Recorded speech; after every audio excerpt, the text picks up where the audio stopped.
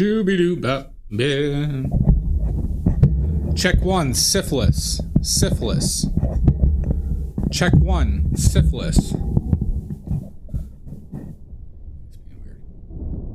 Check two, syphilis.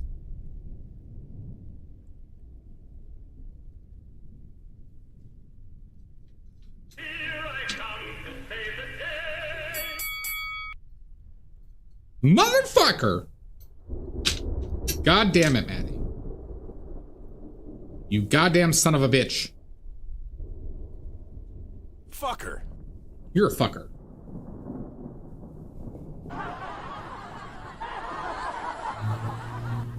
Laugh it up. Laugh it up.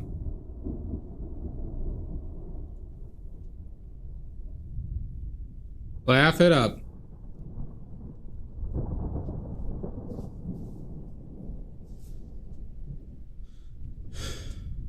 I'm clearly not a nerd.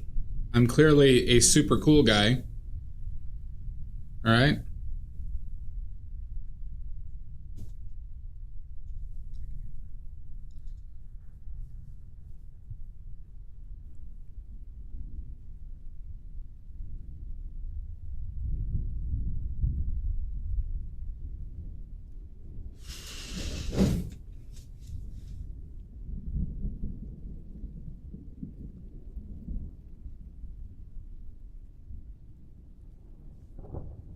Yeah, right.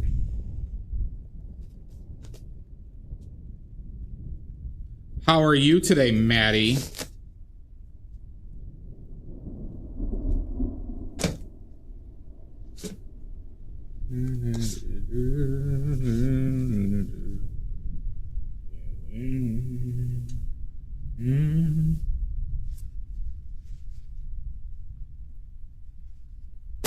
Oh, well, that stinks.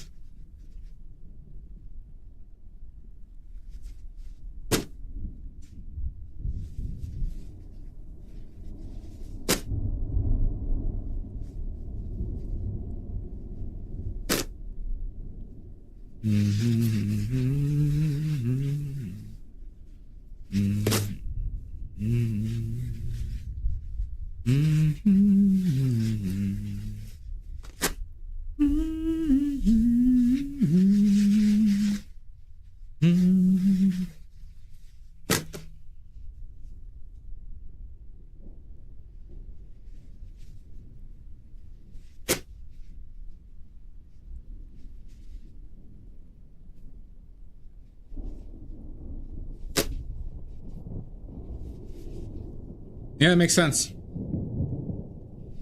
Mogadishu indeed, Emmanuel. How you doing, bud?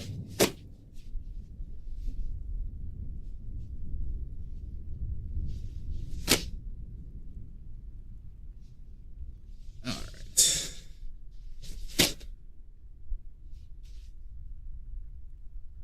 Enough towels.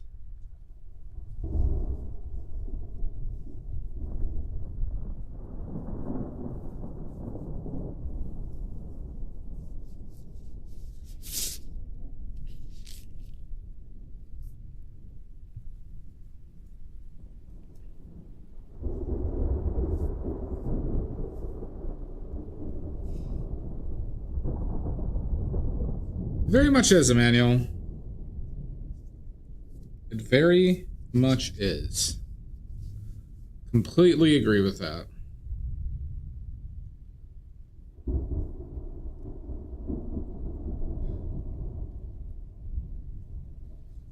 You got too much angle on that.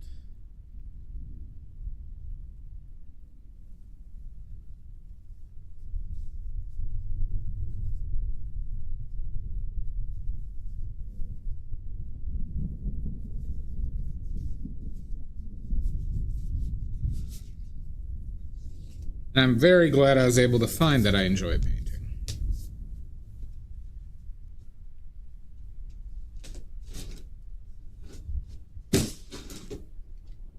Right? Because that's kind of a cool thing, right? Not being able to find something you're passionate about.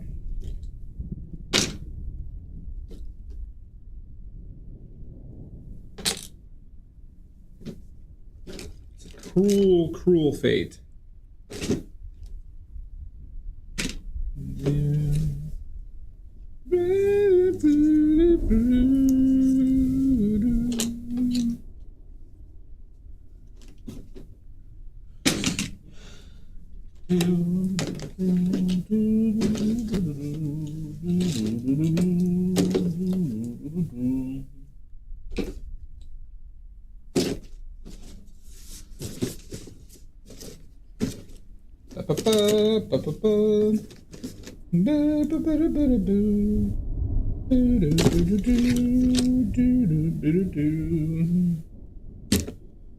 In my defense, I picked 2 shitty references.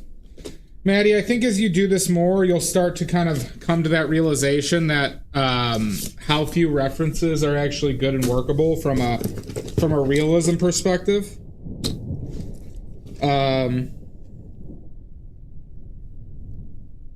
You know, if you're trying to hit realism, or if you're trying to be like true to the nature, right, of what you're painting. You know, it's there's a lot of garbage out there. Or, you know, I've said this before, Maddie, it's just about, is it best leaving it at a photo? But that's the benefit of painting from life, Maddie, is that pretty much everything is worth painting from life. Obviously, there's stuff that's better or worse. But the fact of the matter is, you got a lot more truth there than a random photo that is like color graded, has the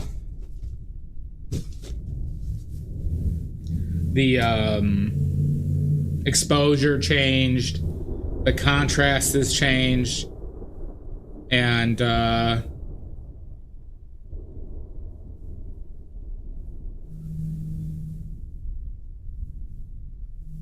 it's just doesn't work. Doesn't work well, in my opinion. Obviously, you could paint any reference, right? But you can't match the same contrast or exposure that you can get out of a backlit monitor. But there is some skill in being able to change that into something workable, and there's plenty of people who do that. You know who somebody who does that extremely well is that Andrew Kadima guy. He's able to really interpret photos into realism fairly well, but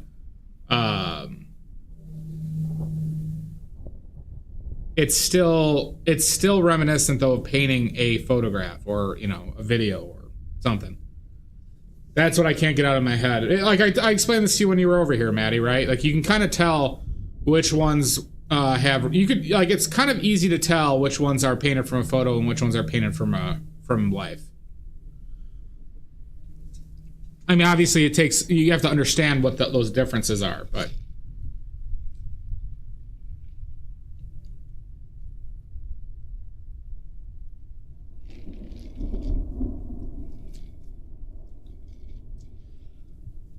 all right. Our palette for today is really controversial. Okay? We have titanium white, lead white, bismuth vanadate yellow medium, pyrrole scarlet, ultramarine blue, bismuth vanadate yellow lemon, quinacridone magenta, phthalo blue, and buoyant umber. Well, all right, Maddie, you know, having done like, I don't know what, 60 or 70 paintings from life now, don't make it too complicated. I used the same excuse when I started, Maddie, and you don't need the perfect lighting, you don't need the perfect setup. You could literally just like look at something on your desk, right? Or get a side table and put something on top of that and paint that. It's very freeing to understand how loose you can be with your still life setups or just painting from life. So once again, you can take a side table and just put a couple apples on it and paint that. So like, my contention here is that you may think you need the space to set it up, But for simple still lifes, which I think is like which I would advise you to be that you're like that's what you should focus on while you get the gist of it, is just be very simple, being so simple that it almost bothers you.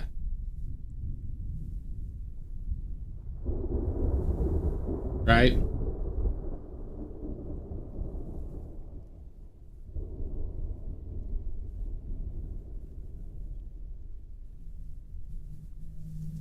Crawl, walk, run, sprint, jump, right? There's an order we need to take things, right? It's better to have your reference be too easy than to be too difficult. You'll learn way more stuff from doing stuff that is too easy than is doing stuff too difficult. Especially early on. Fire the nuclear weapons. Oh my god! A raid! Hi, Peach Bimbo. Welcome in. Emmerich Draws. Welcome in. I was watching you a little bit, Drez, on the YouTubes. Post your links if you got any, or else.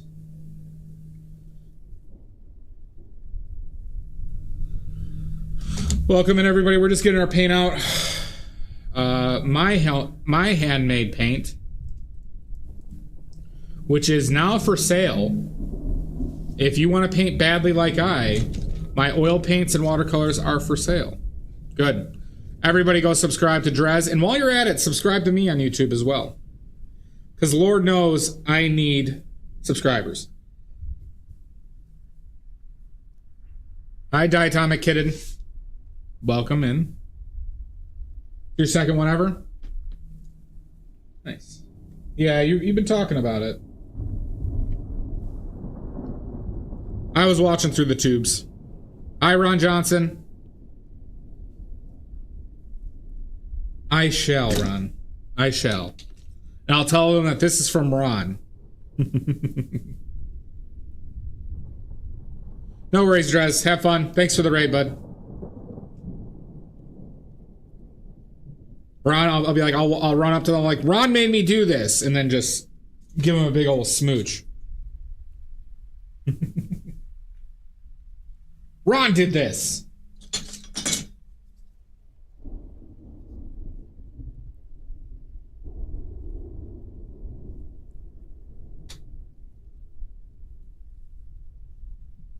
True, Emmerich.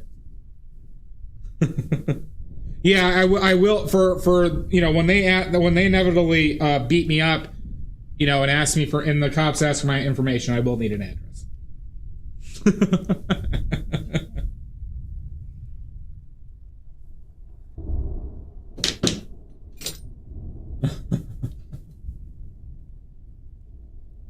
But yes, happy Memorial Day to everybody.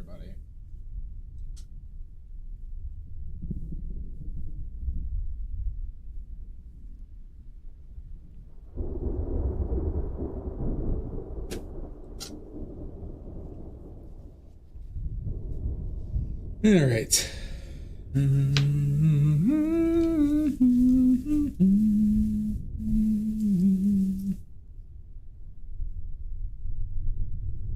So the question is, do you think we can actually finish this today? I don't know. I'm still having some proportion issues.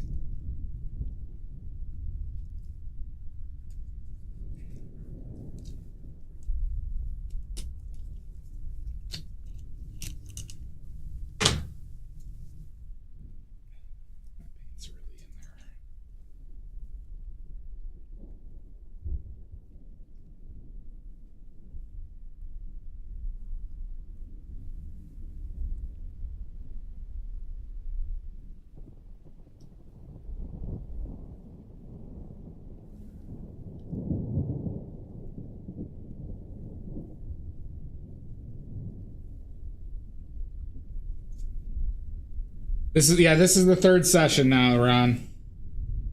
This is a pretty big painting, though. It's 36 inches by 24. For all you Europeans, That translates to 90 by 60 centimeters, roughly. There's a little bit of extra change on that.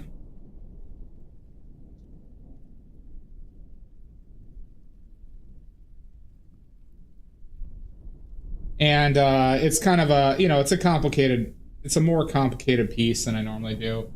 Plus, I'm also kind of taking my time with it, letting myself struggle with proportions. Some stuff like that. Why two whites? So, Ron, one is titanium white, the other one is lead white, okay? So, they are fundamentally different colors in the sense that they mix differently. They are different colors when mixing. So you won't see a huge difference between these two from your view. But when mixing with them, they lead white mixes like it's orange. Titanium white mixes like it's blue. And I could demonstrate that for you momentarily, if you would like. Would you like, are you interested in seeing that?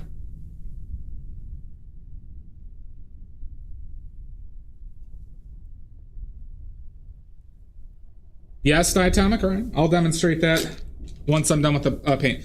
The other thing is lead white is the single best pigment in oil paint for being archival.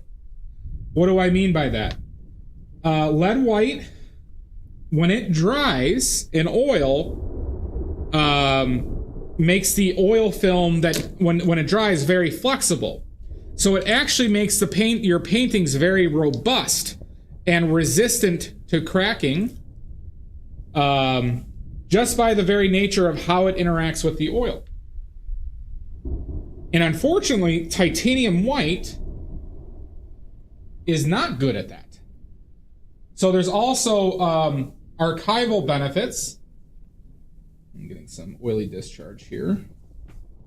There's a massive amount of archival benefits to painting with lead white. The reason why we have as many paintings as we do from, the 1600s, 1700s, 1800s, is because of lead white.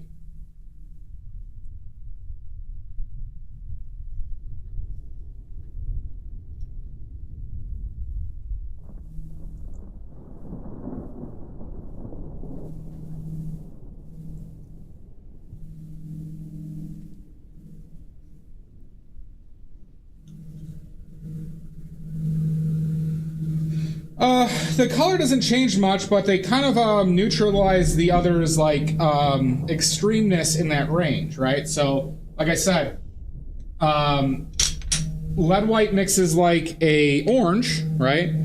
Titanium white mixes like a blue, so they become more neutral. But they will gray a little bit. Then how come one uses it on their palette? What do you mean by that?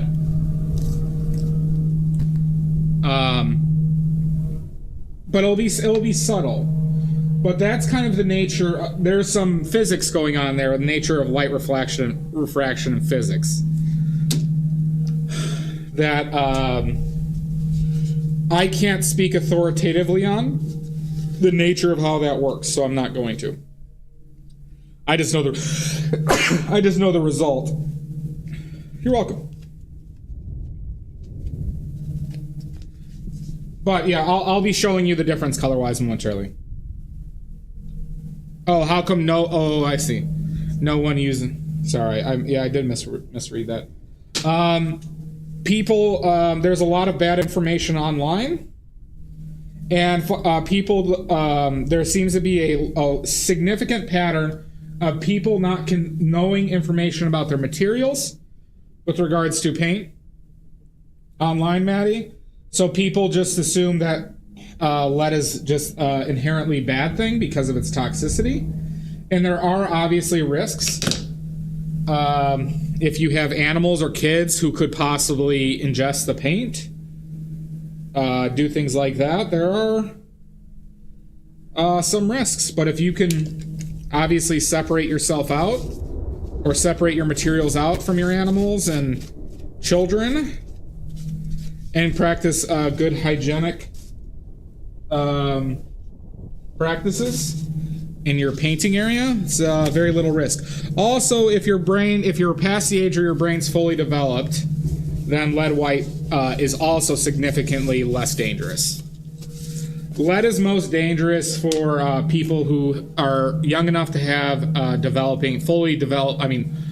have their brains still developing. That's where lead is the most dangerous. Thank you, Ron. All right. So who wants to see the lead white, titanium white demonstration?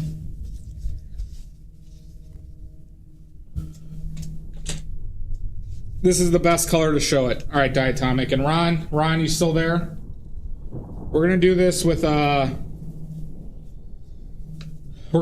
easiest way to show this is with ivory black. Okay? So just like blacks, all right, black colors also have their own colors, okay? So ivory black or bone black, however you want to call it, is slightly brown. It's slightly warm. Okay. So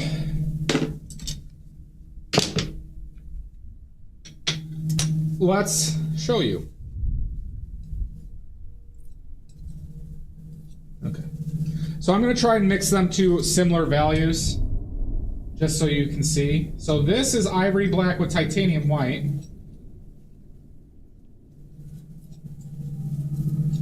I'll get more titanium white in there. 1 second.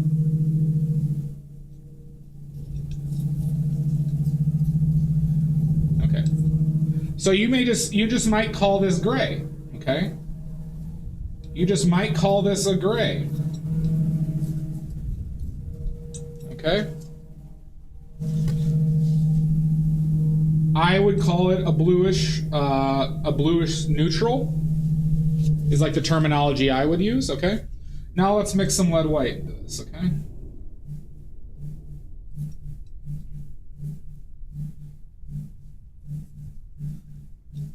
Now lead white is also a lot weaker tinting.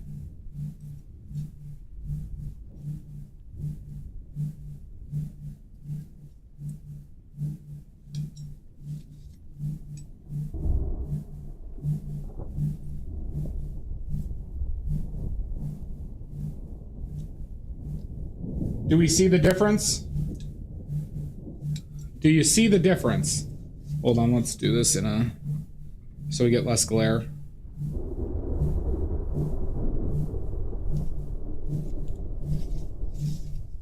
So notice how one stays like you might call it duller, but this is more warm, right? This has I'm sorry for the glare, it's not showing it perfectly. I'm doing the best that I can. But, right? Very different. Right? Blue. Now does this look blue to y'all? And does this look like more orange? Or let's say an absence of blue?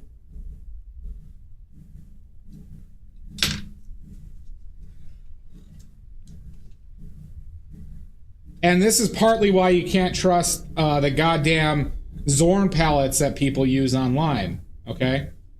When people say the Zorn palette, they're using titanium white when Zorn did not use titanium white. Wasn't available when Zorn did a massive amount of his paintings. He was using lead white.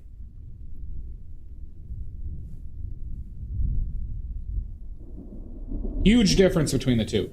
You could actually get blue tones because of how blue titanium white is.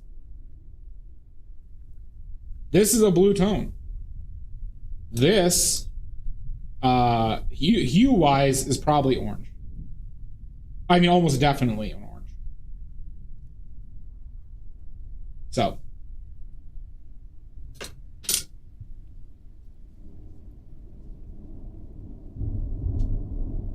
That's why I call the Zorn palette miserable. You're painting it badly, true. The Zorn palette is by far the most miserable palette you could use. By far. Uber miserable. That was Zorro Lost. That was Zorro starring Antonio Banderas and Anthony Hopkins. And Catherine Zeta-Jones.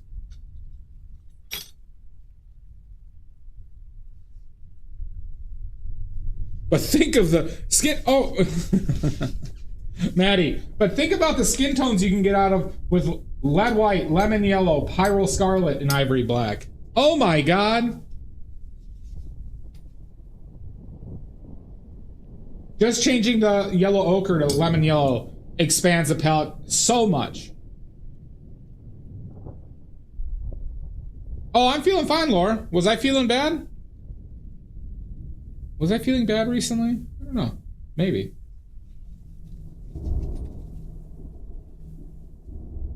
You're just giving a quick demonstration on titanium white with ivory black and lead white with ivory black. So once again, this shows you the color difference of these two whites.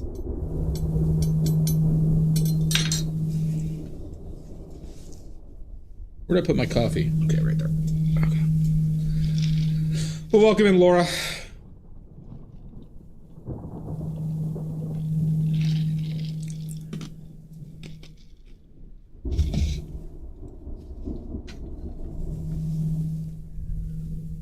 Hi, TDS. Well, thank you, Laura. We're trying. But don't be nice to the skeleton. The skeleton's a bastard. Skeleton just sits there all day chain smoking. Always talking about how they need another siesta. Or how they want to travel. Doesn't help me. They're not even paying rent.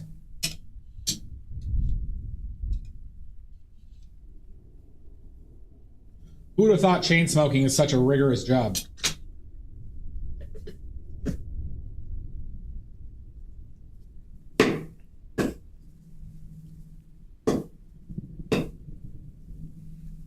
Have fun, Diatomic Kitten, or else.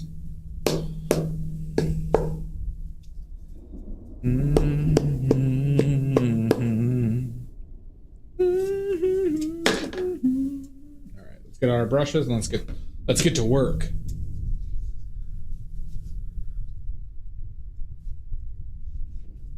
Well, thank you, Laura.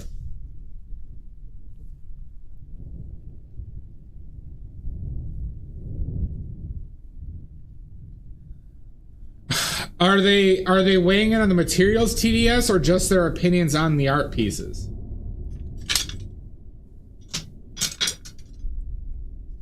Because I personally would not find that compelling. That'd be like me commenting on ballet dancer technique.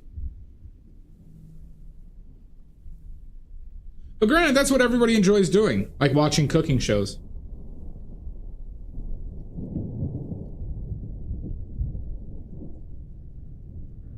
Thank you, Roch Burns. Thank you. As should everybody. I find your name compelling. Still easily one of the more funny names on Twitch.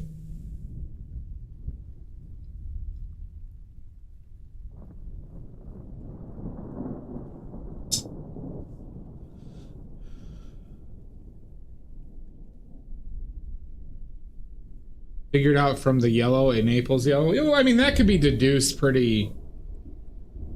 So, for example, TDS, if you show me a painting and you tell me the time period, I can tell you with a good amount of accuracy what pigments they're most likely using. you also have to tell me what region of the world they're living in too. But with that information, you can make a lot of pretty. If you just know the simple history, you can understand what a vast majority of the colors or pigments that they could have been using. The only thing that can get tricky is when the paintings are very like glazed. Then they could have had some more specific layering techniques. Victorian era. Can you give me the exact years of that?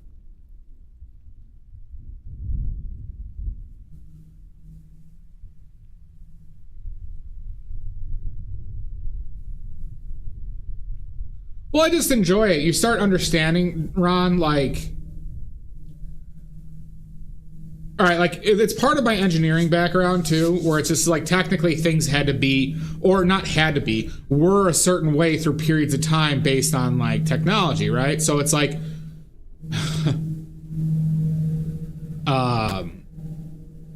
like why things from like the 70s or 80s are like more impressive than some engineering work in like the early 2000s is because the technology is available.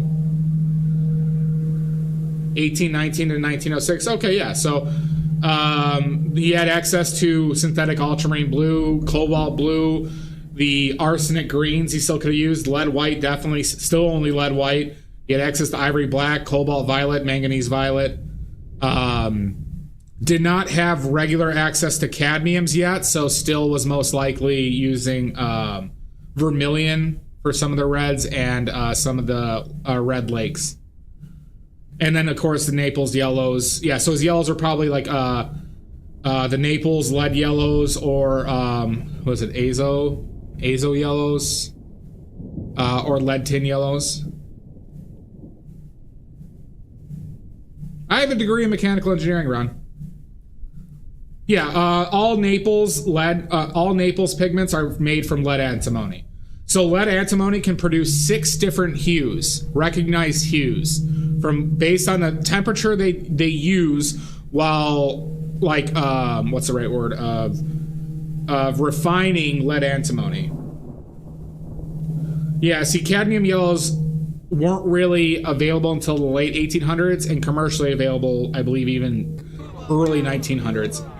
Bonzing, thank you for the follow. The wrong thing is that my name actually became a reality for me for the last 2 weeks. Oh, kidneys. Oh, Jesus Christ, Rochburns. I'm terrified. I'd be terrified of kidney stones.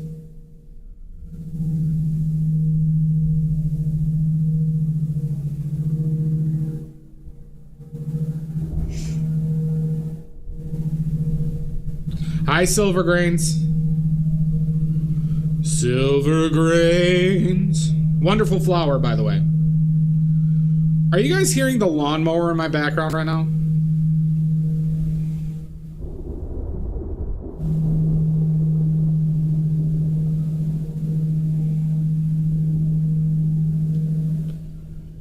Silver Grains.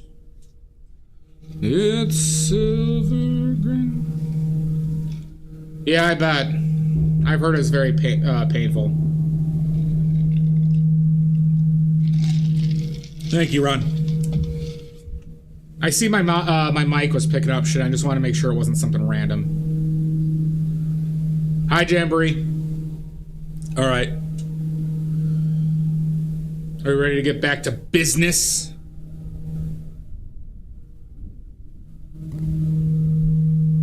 To defeat the Huns.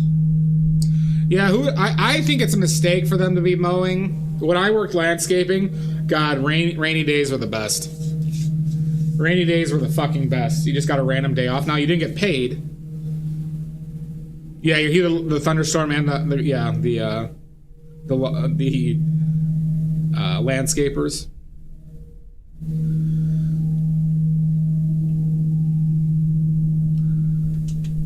Hi, Art by Roshita. Welcome in. Oh, Sexy Scorpio. Okay. Welcome back. Nice to see you again. Did they send me daughters when I asked for sons? That's not the brush I thought it was. You're the saddest bunch I've ever met, but you can bet before we're through.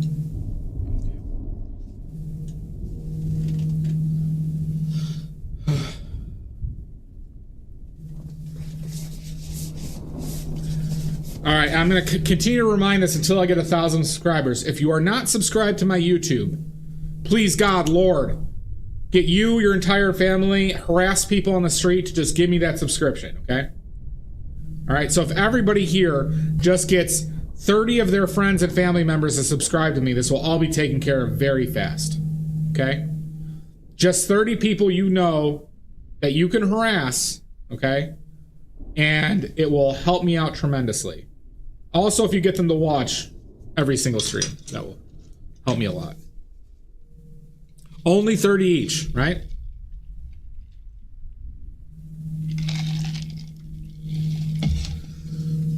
All right.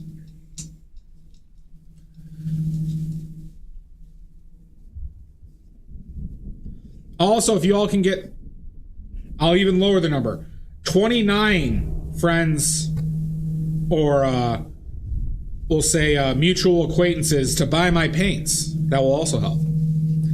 Rochburns, you're gonna have to go out and meet. You're gonna have to go out and meet them, or just harass random people on the street.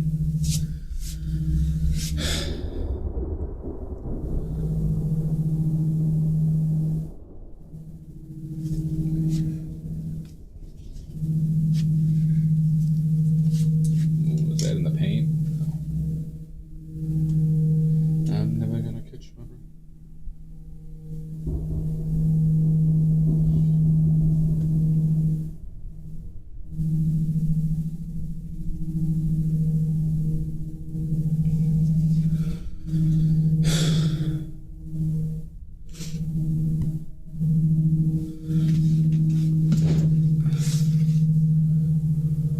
See, I think I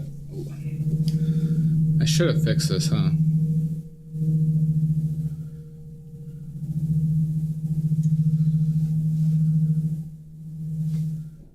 Yeah, that's a problem.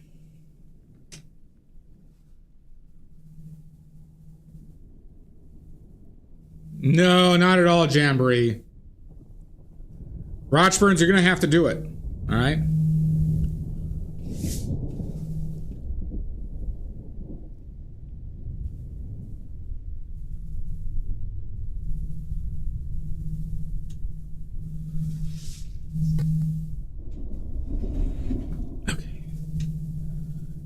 Somehow, you know, I didn't even, unfortunately, I didn't even focus this shit, so let's make sure our focus is fine.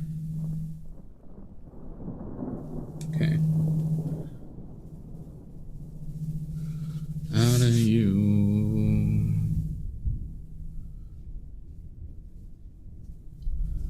Don't even think about it, Jamboree.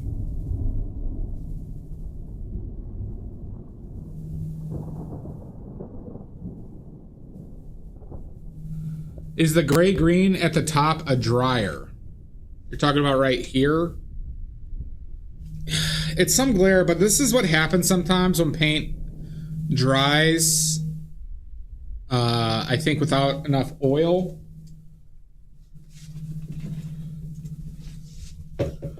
Ooh, Rochburns. As long as it's legal. As long as it's legal.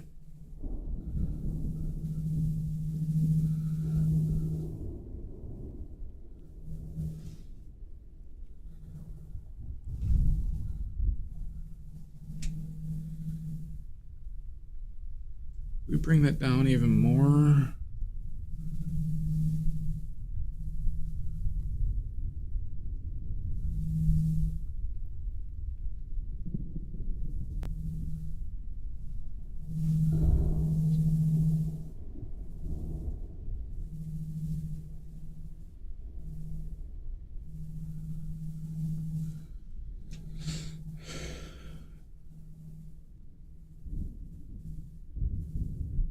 Good, Jamboree. Good. You got it.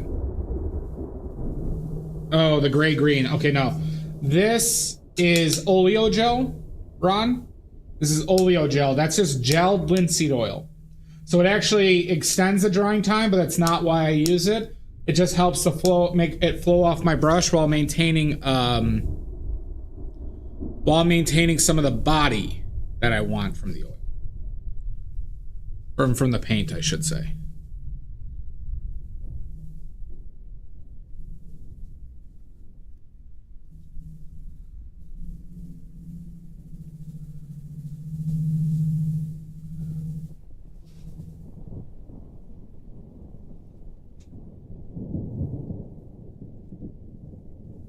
We are men, we must be swift as the coursing. So I gotta bring this shit down again now, too.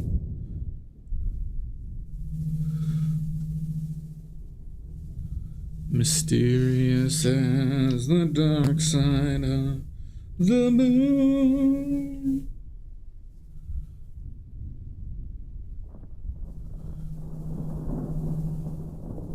I got you, Rochburns. Well, I will trust you'll make the right decision. Yeah. So, Ron, the one that people talk about with gels is Gamblin solvent-free gel. I don't use that one because it has a drying agent in that. And I don't really want my paintings to dry faster because there are some risks with quick drying, okay? There are risks to very fast drying paints. And so it's something that you need to be careful with at times.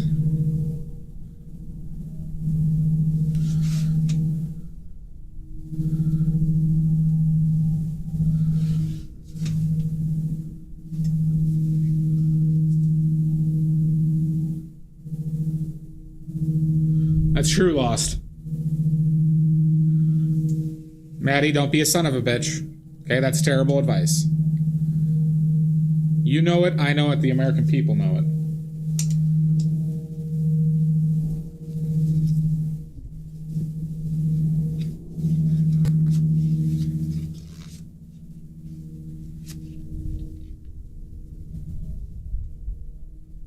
With all the strength of a great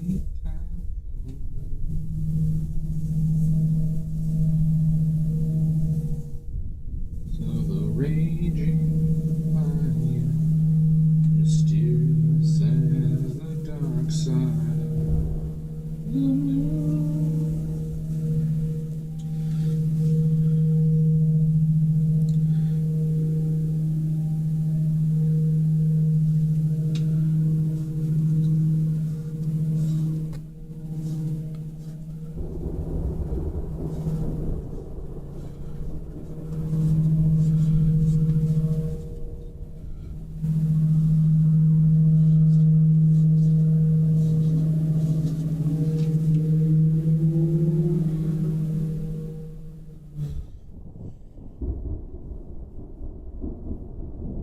Don't listen to YouTube, Maddie.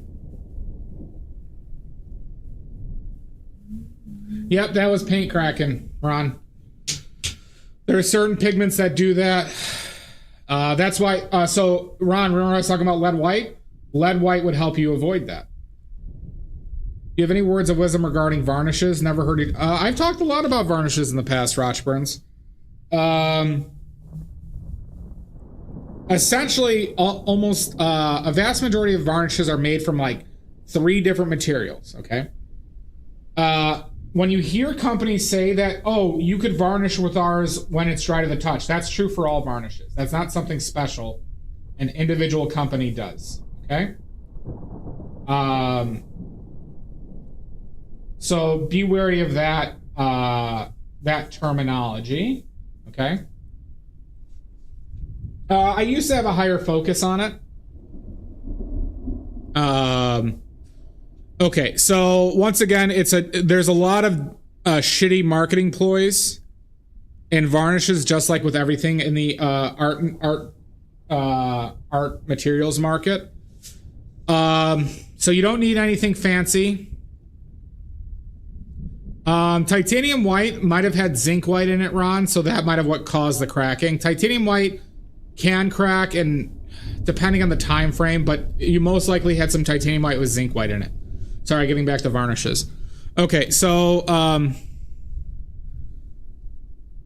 basically, when I varnish, and this is for, I'd say, a more reliable style of varnishing, okay, I do 2 layers. The first one is a retouch varnish, which is focused on kind of creating a similar finish across everything. Ron, companies added zinc white as an additive to titanium white for a long time, and they didn't list it on the tubes. So they were considering zinc oxide, which is zinc white, as an additive, and they don't have to tell you that it's in there. So you most likely, especially like even a decade ago, high likelihood.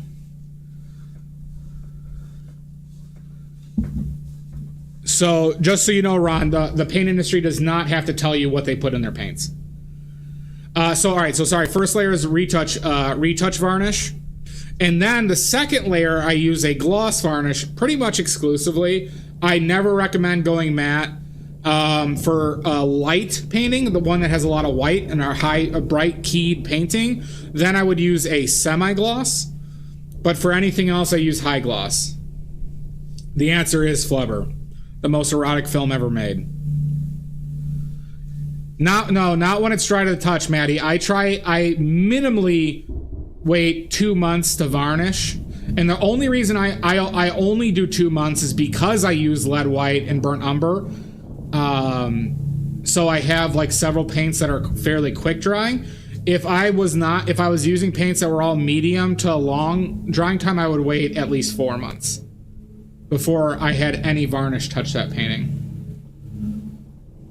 In their pants and in their paints. Yeah, that is terrible advice, Maddie. That is horrific advice. Do you know why?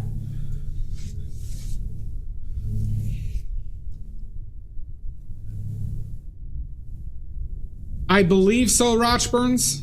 I believe it is. Just never use matte with oil painting. No, that is a complete lie, Maddie. He has no idea what he's fucking talking about. I didn't know he told you fuckers that. I haven't seen that. That is terrible advice. Stop watching him. Oh my God, is that awful?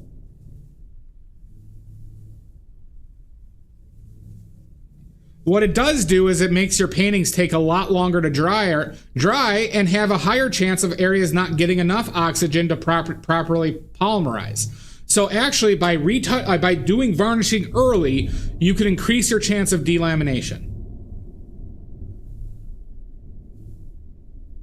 Because oils are meant to, oil paints, when you are painting with them, Ron, you are seeing them with gloss, okay? So from a perspective of what, if you want your painting to look like how you painted it, then you shouldn't use matte, okay?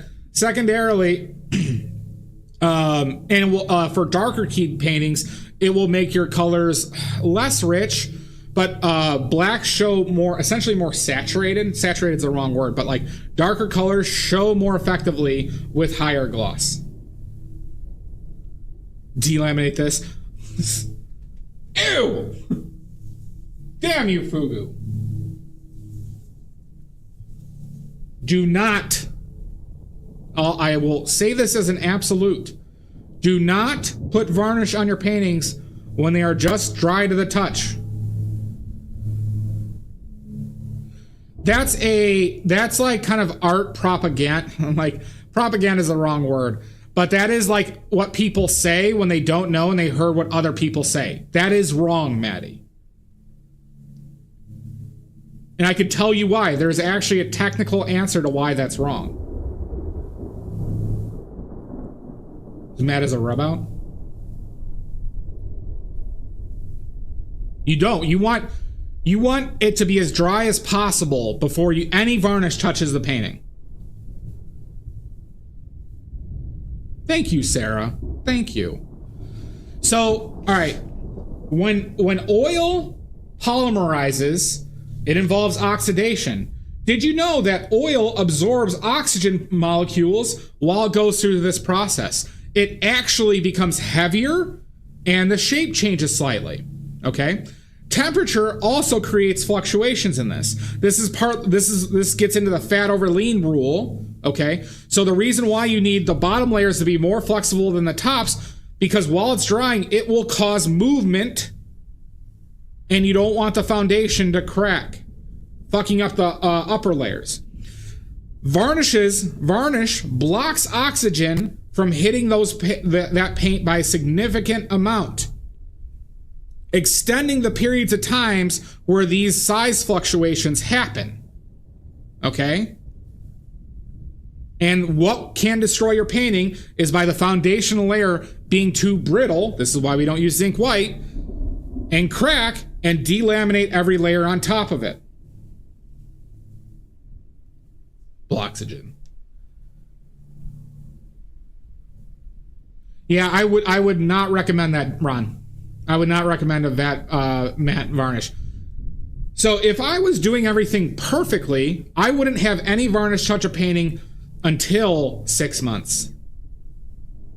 Until 6 months.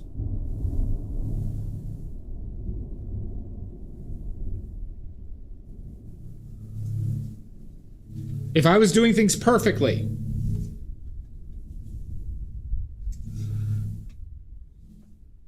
Any varnish. The reason why they're telling you that, though, Maddie, is because they like to take pictures of their paintings when they're done and post it on social media. That's like way too blue.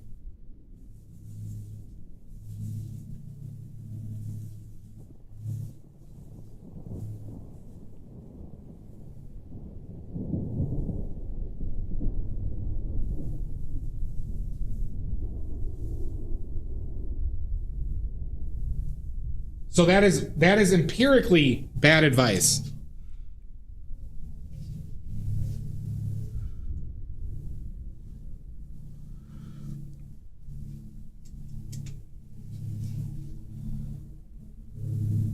Yeah, and that's... Maddie, you saw the paintings I had lying around up here. Those were paintings waiting to be varnished. Every time. Thank you, Shasta. They are a bunch of boners. Yeah.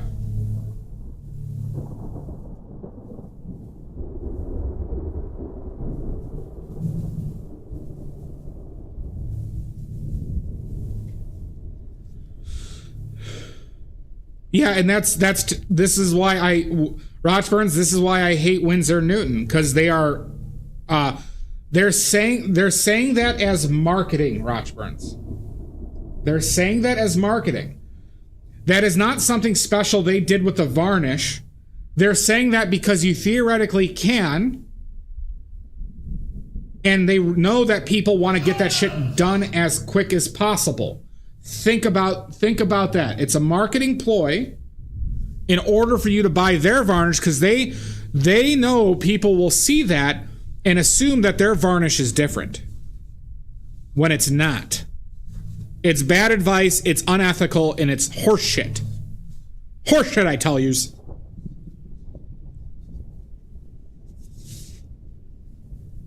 Hi, Omizu.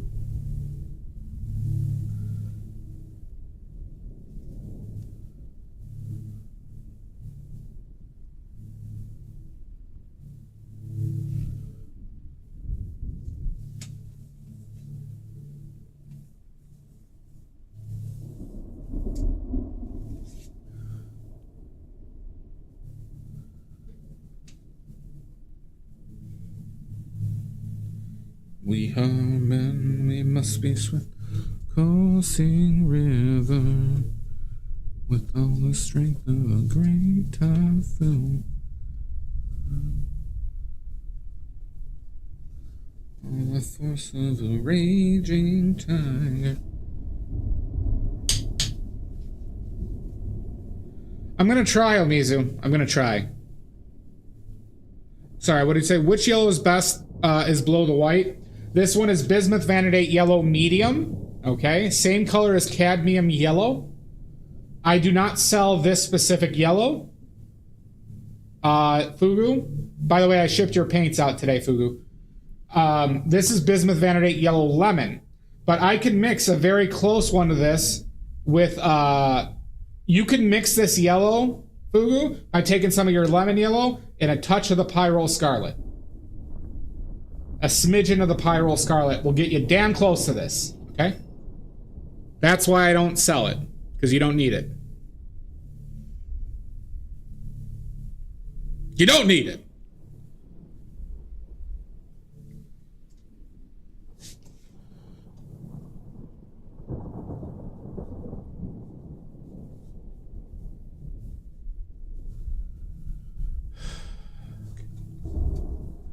Mysterious as the dark side of the moon.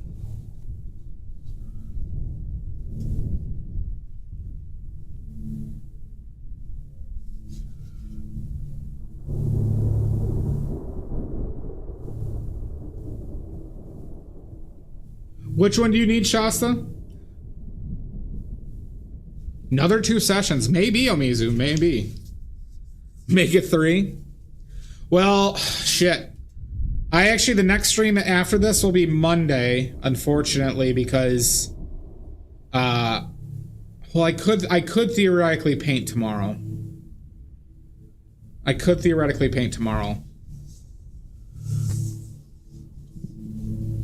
I can't paint on Sunday though. Sunday I'm going to an art fair to scope it out. Umizu, I was actually considering doing that. I have some plans though to do some paintings with them together.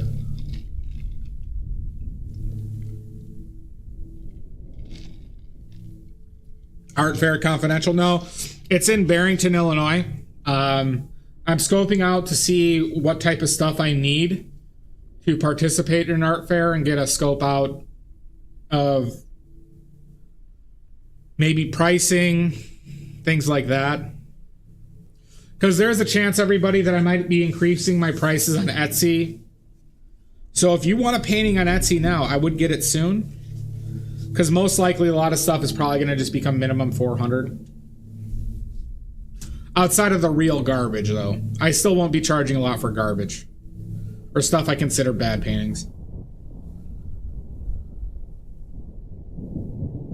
Fair enough, Shasta. Fair enough.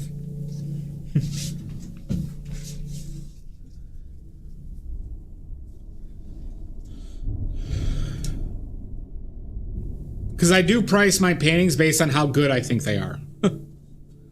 If I think my painting's shit, I charge less.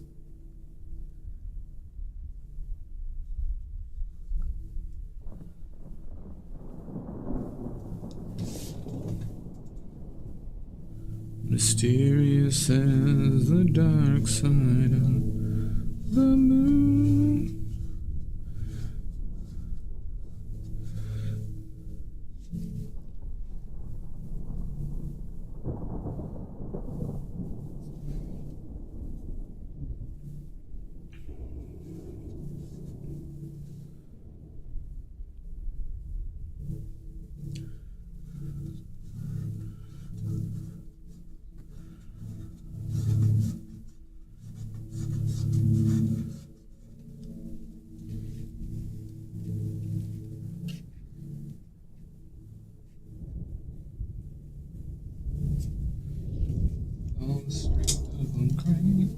Hi Jane, welcome in. Did you make a paint today?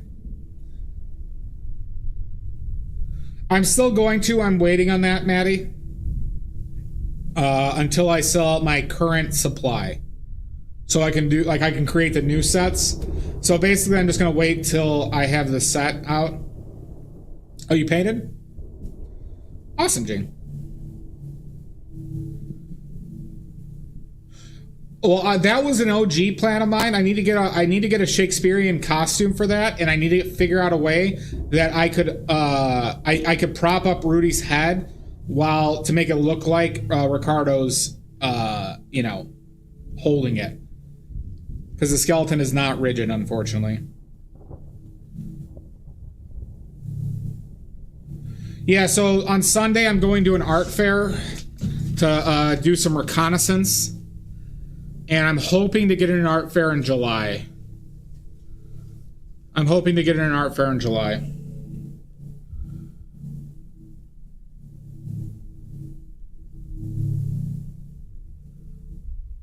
Mysterious. Yeah. I want to see what the pricing is like based on my interpreted quality, and see what materials people are using to hang up shit, and because I still got to order that. That's poor Rudy. I knew him well. Well, so this, all right, so when I talked with one of these fair people, I emailed with somebody. Coincidentally, they said my stuff would do well basically in the 3 richest art fairs, richest areas in the Chicagoland area. I will, bud. Coincidentally, the one we're going to is one of the rich areas, so it will be kind of indicative of the one I'm applying to, and the one that the expert suggested.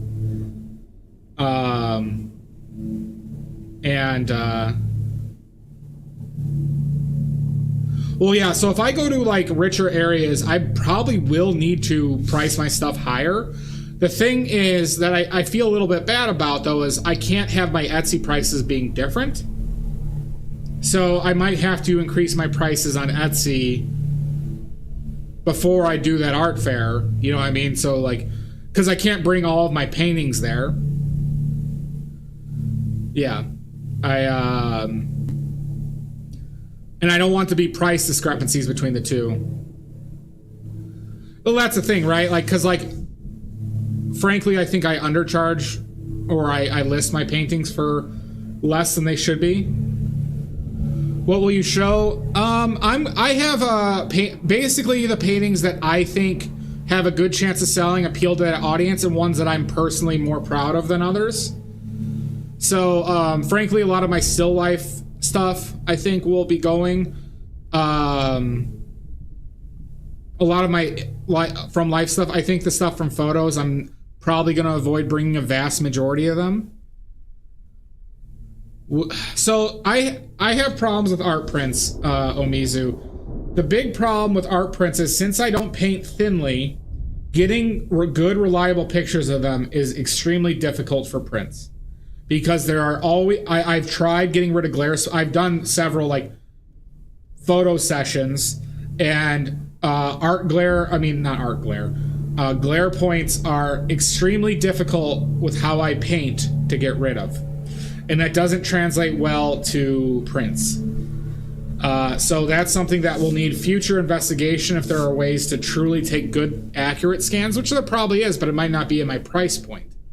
But probably not for the art fair. And I could do that, Shasta.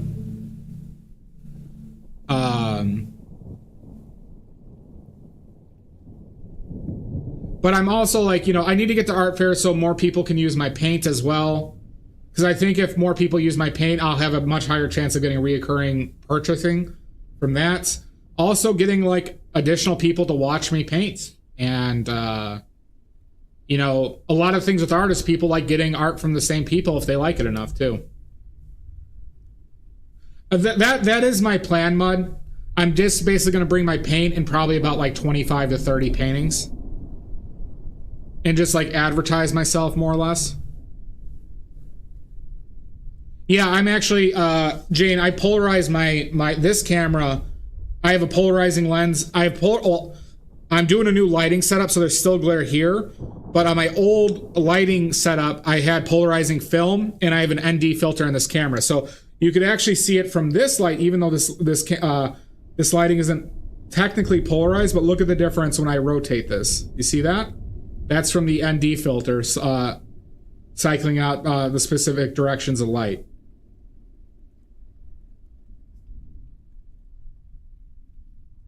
Does painting thick make the final project look richer? It can if you're doing it intentionally, Ron. I don't do it for that reason. I do it just incidentally. Okay? So, actually, historically, Ron, painting like thin layers, well, glazing, right? Glazing is probably the most photogenic method of painting for good pictures. Okay? Now I'm talking old-timey Renaissance glazing, okay? Because what they would do is they'd do a value sketch, they'd sand it down, or they do multi-layer value sketch, right? With just like an umber and lead white. And they'd get like basically a perfect value sketch, okay? But they'd sand after every level to smooth out the painting. Then they do their glazing layers and they'd be incredibly thin, but they'd use different types of mediums as well, because they're trying to get like a certain gloss and sheen and stuff like that. And they do dozens of layers like this, sanding after each of them, okay, to get this like because like some people, especially in the late 1700s, were trying to figure out the enamel like paintings of periods of the Renaissance. I believe it was the Italians who really like had a methodology for getting like almost like like, you guys familiar with powder coating? They'd get paintings that had kind of that gloss and like feel of that. And it was actually a big like research from groups of Flemish painters who were trying to recreate that. Now it was like what I believe I've heard is done is just basically specific mediums, dozens of layers. I mean, paintings that took years, okay? And sanding in between them and just like little bits of color. Get his sandpaper. They probably just use like certain rocks, to be honest, Ron. I'm not sure. Yeah, and that's the problem I've been running to with my resources, Mud.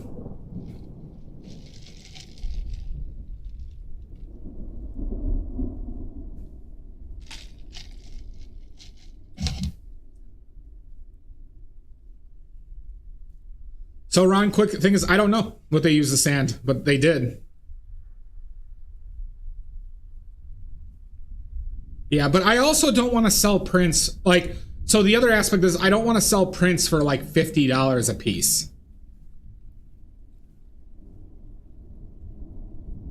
Oh, gotcha, Ron. There you go. I laughed for you. There is some aspects like that where it's like, I'm happy if somebody wants to like get a print, and because I know frankly how I'm going to have to price a lot of my paintings is going to price a lot of people out. So I'd rather try and keep prints to be cheaper.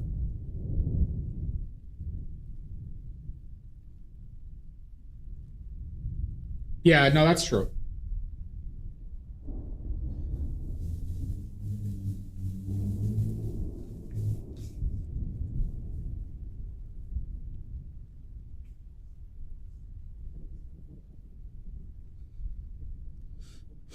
A raging tiger, mysterious as the dark side of the moon. I'm wearing pants that the elastic is like just old pants. So my ass is just hanging out like crazy right now every time I move around. It's weird. Classical realist painter? No, I consider myself an impressionist. Amizu. Because I don't do what classical realism was.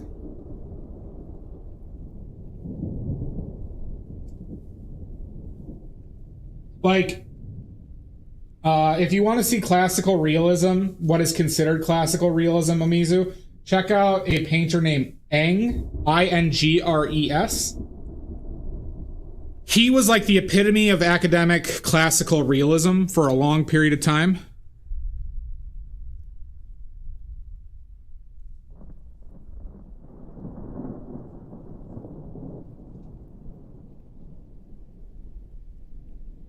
Thank you, Maddie. Having prints of the lower tier price-wise of paintings is probably a good move too if you paint it from a photo.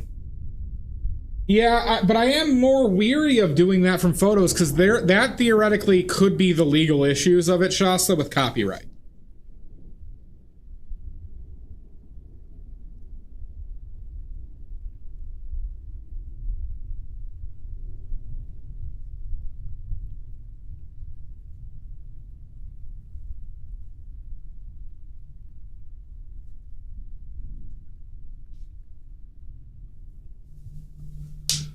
It is, Dia.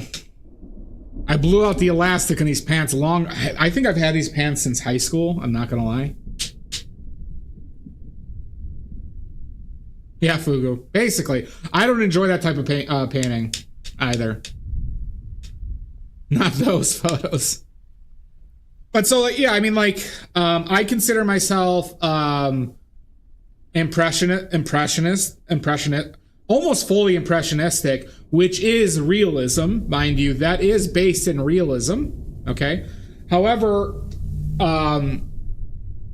it can be much more expressive, right? Like, you have the different ranges of expression in impressionism, right? So, like, a lot of, for example, Renoir pieces and Monet pieces, well, Renoir being probably the most extreme at being expression, oh, Maglab, hi Salt, being, son of a bitch, of being expressive, right? And Monet being expressive, but Monet had a much more tighter rein on his subjects than Renoir did specifically.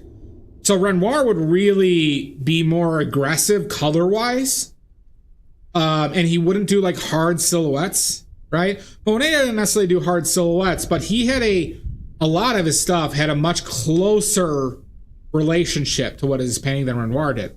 But then you had guys like Caillebotte who were impressionistic, but they had a closer relationship to, I think, classical realism, right?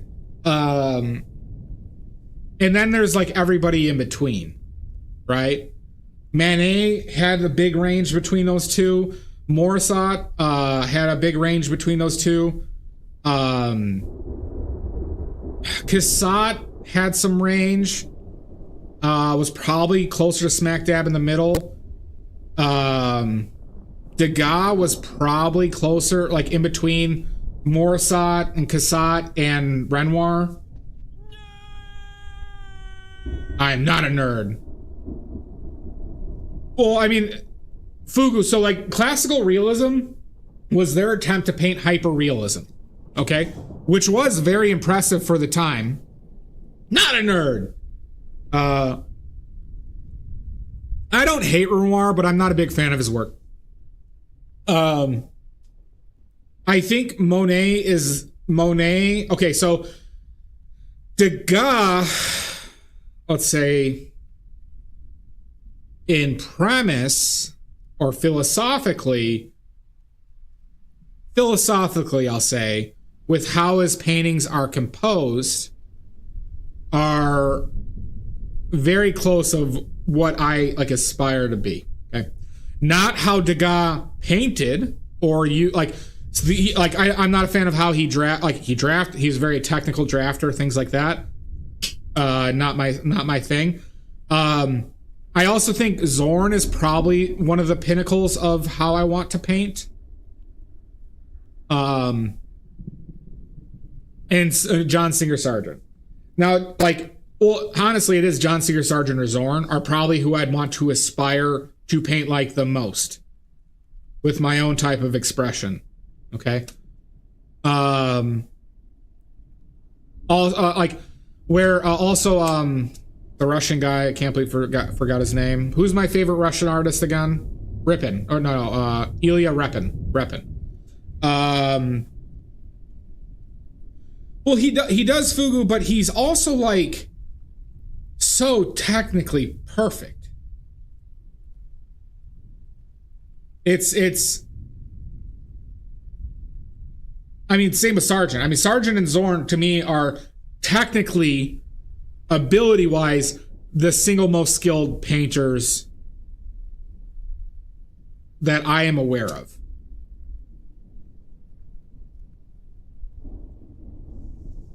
No, it was Repin, R-E-P-I-N, Ilya Repin. Sargent was amazing. Yeah, seriously, Shasta. Because what they're able to do with as loose of brush strokes as they do, like, because, all right, we're on a rant. Hold on. Rant time. We're doing it live. The ultimate goal, in my opinion, as a skilled impressionistic painter, is to do a painting with as few brushstrokes as possible while conveying the most amount of information. That, to me, is the pinnacle of painting. Okay? How few brushstrokes can I do while making you see exactly what I want you to see in the way that I want you to see it? Well, Jane, I'll say this. I will challenge one thing. He was actually known for noodling quite a bit, Sargent was, and going over something again. But he knew when to stop. He knew exactly when to stop. So there are actually like documented anecdotes of him, like where he would like take a while to put a brushstroke on the painting because he was mixing colors, going up to the subject and like measuring the colors and things like that. And then there was times where he would just be glopping paint on top of the painting. Not the Queen of Noodling. You might be, Jane. Yeah, exactly, Shasta. But but the point being is he was making confident decisions in when to stop and what was enough. All right, everybody here. I'm gonna post a link in a second. I keep on showing a specific thing. Hold on. Sargent girl with dog.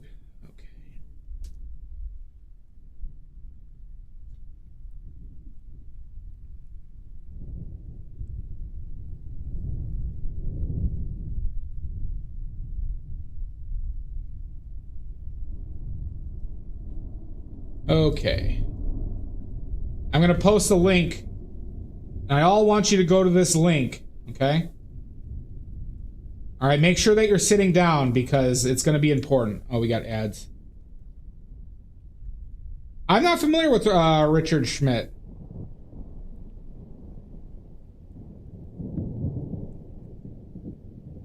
Does that work?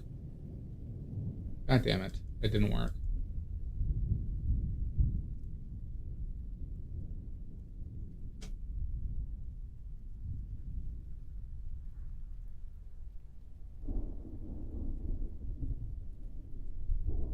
We are in ads right now. Here,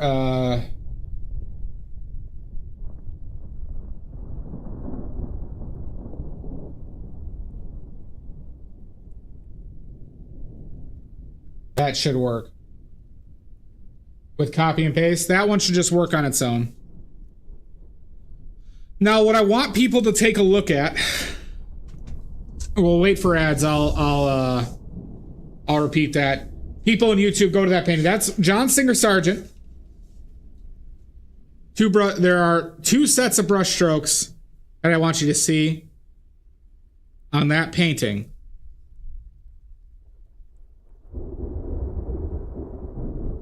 Richard Schmidt, you're talking about, Omiza? We're gonna wait for ads.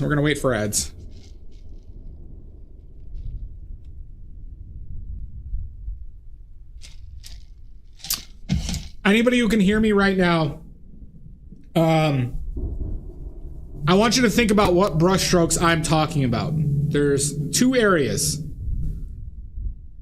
Interesting. I'll have to check them out, Ron. Richard Schmid. Okay. Is it Schmidt or Schmid?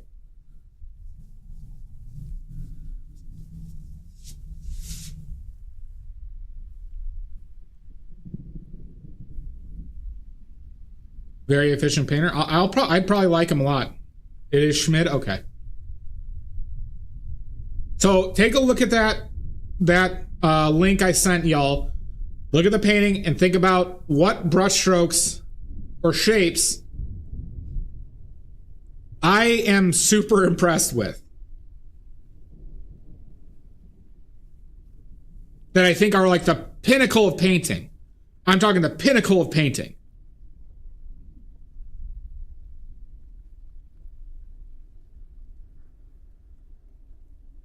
All right, is everybody back from ads? Everybody back from ads?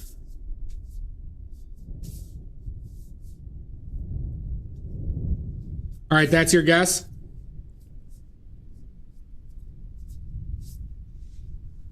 You can put your guesses in. I might reward good guesses. I might. Huh. So take a look at that painting. So look at that link of the painting. It's the girl with the dog. Yeah, no worries, Jane. I'll repeat. Look at that second link. The girl with the dog from John Singer Sargent. I forget the, the name is Beatrice Townsend, Miss Beatrice Townsend.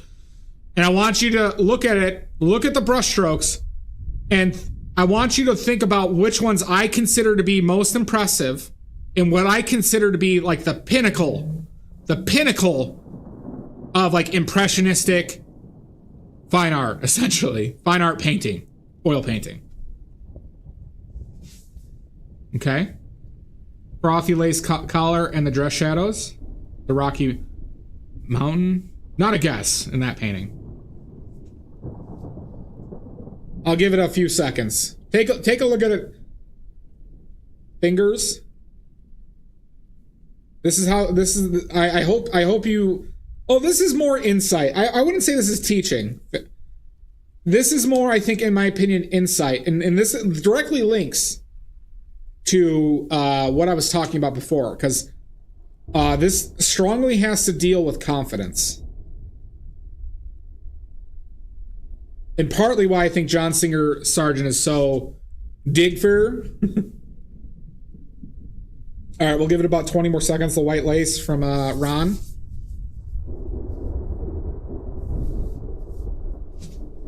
Mysterious as the dark side of the moon.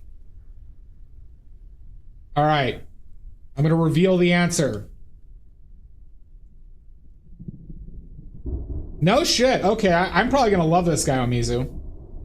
All right. The answer is... It is actually not the dog fur. That is not the most impressive thing. The most impressive things to me in this is the black dress shadows underneath the red sash. Look at those 3 brush marks. I think it's only 3, right? That and the shadow underneath the lip. The shadow underneath the lip. Think about the efficiency of that. You don't think twice about those brush strokes. You don't like challenge them. You don't question them. They work perfectly. It's 3 brush strokes with a simple color, almost pure black. Probably not pure black though, because he did use ivory black in his palette.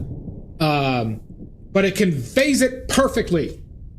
Goddamn, no noodling. Left it as it is.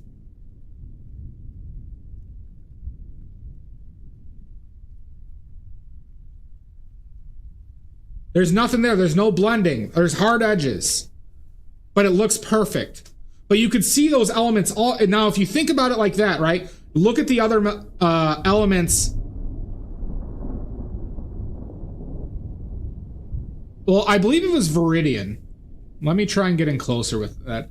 It has a greenish hue. It had some Viridian, probably some burnt and umber and some lead white. Was the shadow? No, I'm sure the shadow color was in later. And so, like, I can't get. I always think about this painting with how impressive the ability to just. Because I face this challenge every time I fucking paint, where it's like, oh god, I don't like how that hard edge is, and it's like he overcomes And hell, even look at the shadows above the red on the right too. You see more of like individual brush strokes, right? It's not noodling. And so like, why don't I consider the lace as impressive? Well, because there's a lot going in there. He obviously took some time to do that, where it's almost like these brush strokes almost felt like an afterthought. And he did it so confidently. And it's almost like a fuck you. I know it's perfect and you'll see it as perfect. So fuck you. I'm leaving it. And I love that. It's awesome. I agree, Shasta. I agree. I got to keep on doing watercolors for reasons like that. You have a heart. Viridian is, Jane, just use phthalo blue in lemon yellow and you can mix Viridian in a much more not controllable manner is the wrong word, but like exacting hue, and you don't have the issues of it being an incredibly expensive pigment and low tinting strength.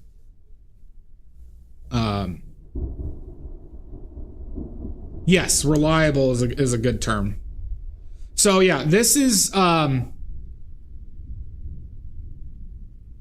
it's like, but it's not necessarily, these aren't expressive brush strokes. Do we because I've showed this other one. I'll show the other one. The full one has a big old wiener in it, so I'm not going to show the full thing, but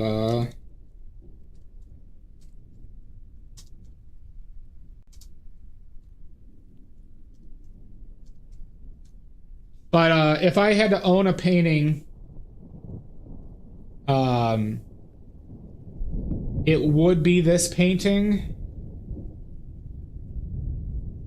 Because this is one of the first paintings that made me like fall in love with like Sargent and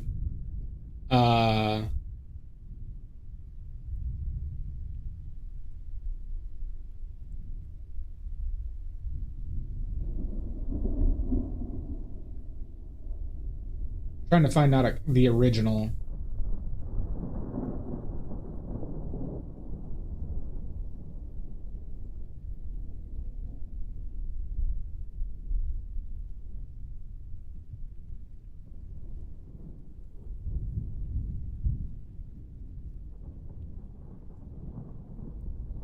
That's a video. Sorry, trying to find it, everybody. Trying to find a good photo of it.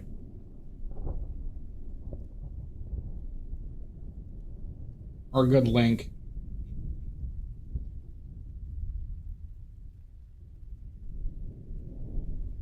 If you're bothered by penises in paintings, then I wouldn't suggest looking this up, but I hope you're not.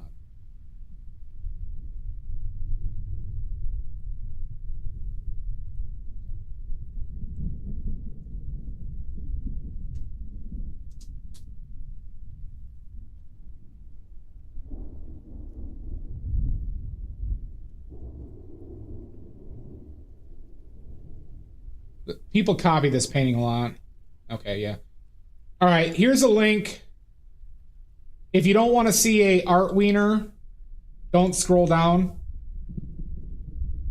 If you don't want to see an art wiener, don't scroll down.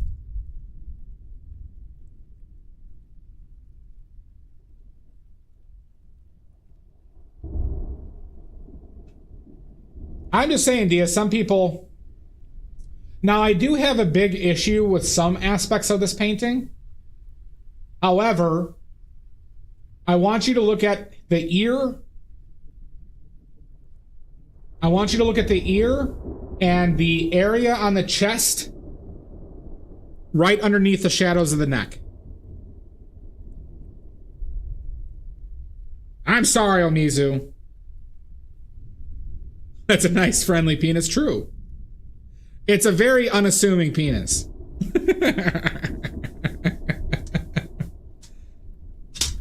Now, I'm fairly certain this man was gay, if that helps. Apparently, him and Sargent had a relationship. Like a intimate relationship. I shall. Unfortunately, I can't look it up right now, Jane, but I will look it up after stream because of the nature of how I have my setup. Oh, maybe I can. Hold on. I can't really see. Can you post a link to it, actually, Jane? If you click on the image and right click, copy link, and then post it in chat, I could take a look at it. All right, but so you see how this is a good example of like, because this was a painting Sargent did for himself, more or less. It really is, Ron. This is one of the paintings that made me like fall in love with Sargent and just kind of painting in general. Because you see so many examples of confident brushstrokes, and leaving things as they are. And like, look at how like simple, like, all right, so the shadows in the middle of the chest, individual just brushstrokes. The nipples, frankly, are just like a singular brushstroke that conveys so much. The ear is like only like 5 brushstrokes on the finishing layer. And, but it conveys everything it needs to so perfectly. That it's like, it's one of those things I'm like truly not. Now, I said I do have a big issue with this painting, but this is more of a Sargent thing. He was like a very good drawer, so he left some of the outlines in, and I'm not a big fan of painting with outlines or painting things with an outline, but that was kind of that was probably the biggest thing I differ from about Sargent.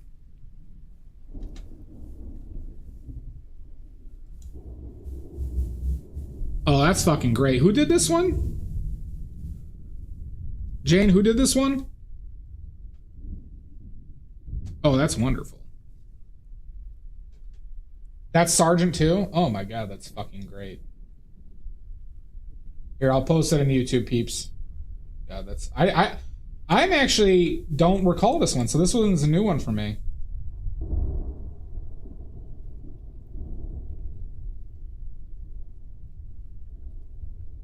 Who is that good?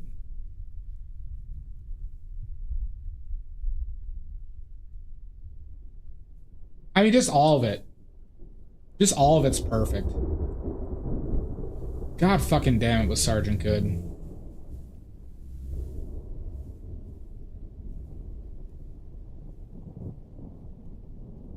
This is most likely a later... I don't know if this was later in his life. There's some elements that would make me think that this was later.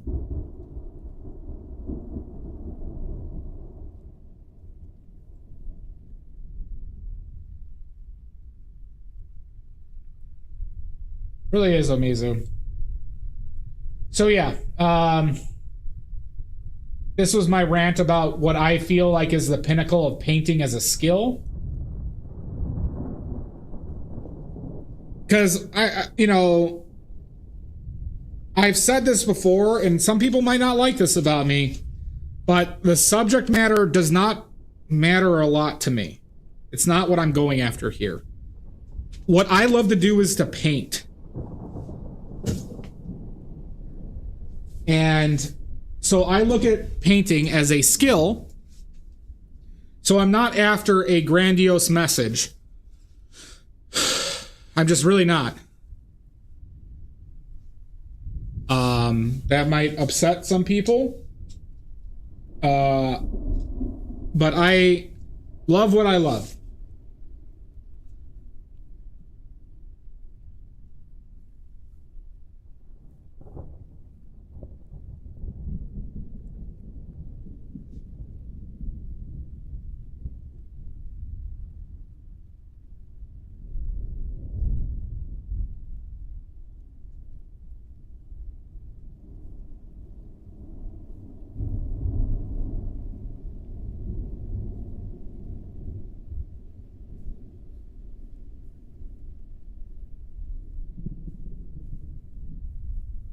Exactly, Jane.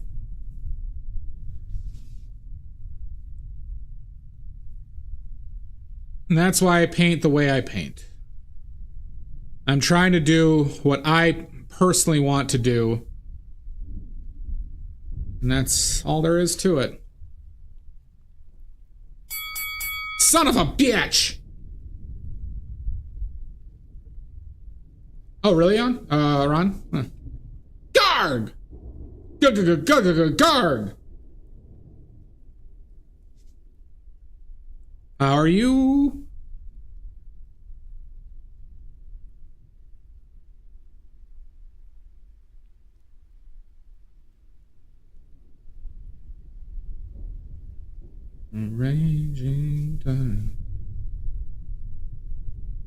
Mysterious as the dark side of the moon.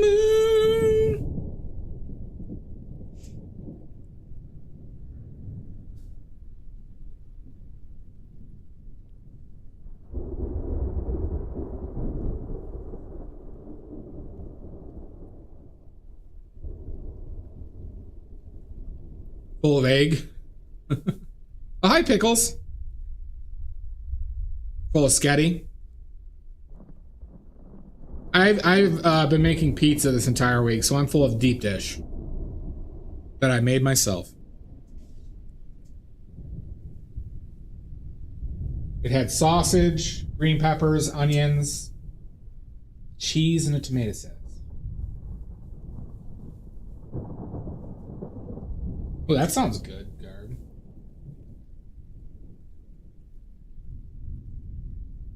Did I say green onions? I meant green peppers.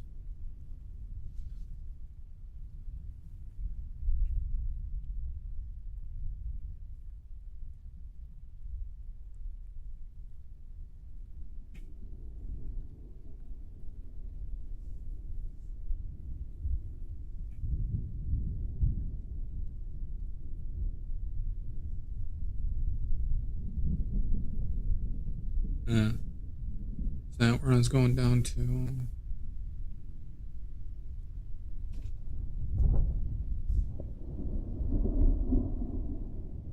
Well, Guard, you're just gonna have to come visit and I'll make you some pizza. Guard, I'm trying to get Amy to move to Illinois as well. So let's collude to get Amy to move to Elgin Rockford area with you. And then I'll cook for you guys all the time. Son of a bitch! God! I'll cook for all you. Anybody who comes and visit, I'll cook. I shall cook.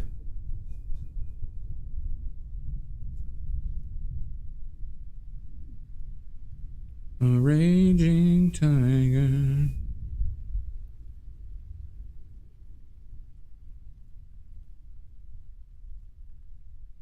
We move into the illest of noise? Exactly. Well, Illinois is one of the better states to be in the States, Mud. Illinois is one of the better states, but I agree that, well, frankly, though, UK has its problems too. But the United States can be a little bit frightening.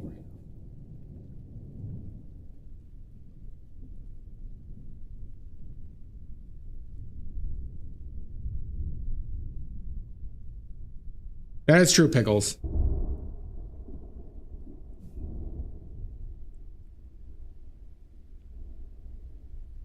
So why not get really good food out of it, huh?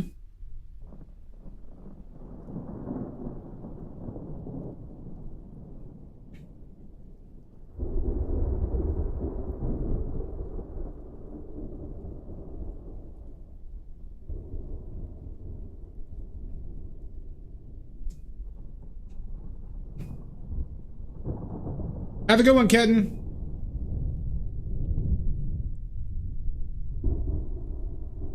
You were born in Illinois, Mizu?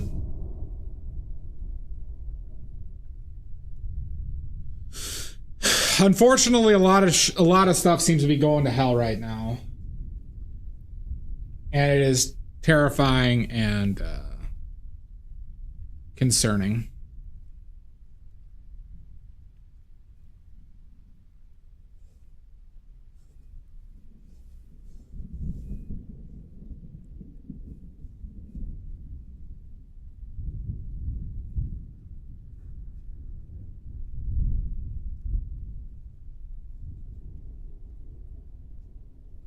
A raging fire.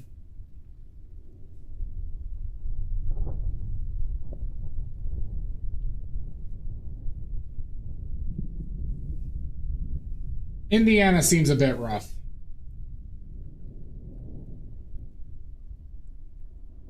What do you consider to be the worst?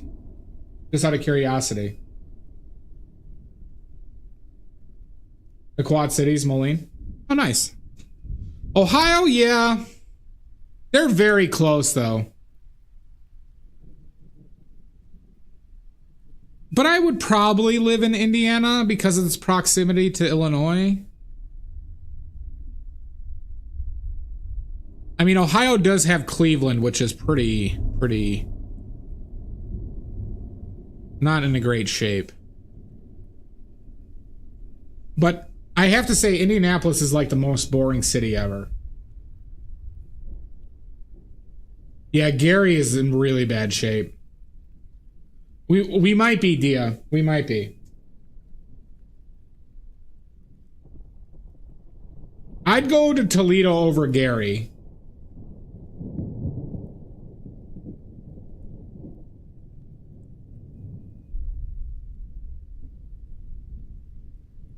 I'd been to Toledo, actually, for a wedding, coincidentally.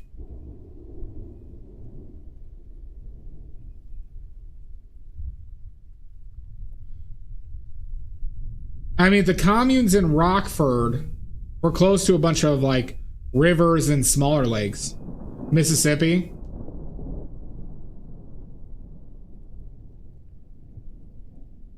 Yeah, Chicago could be pretty pricey. It's a nude beach? True. Well, it's a nude beach until the cops come.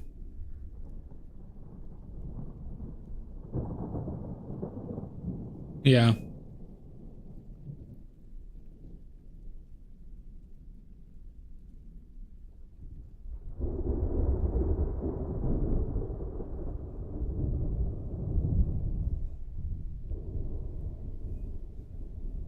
A raging tiger, mysterious as the dark sun.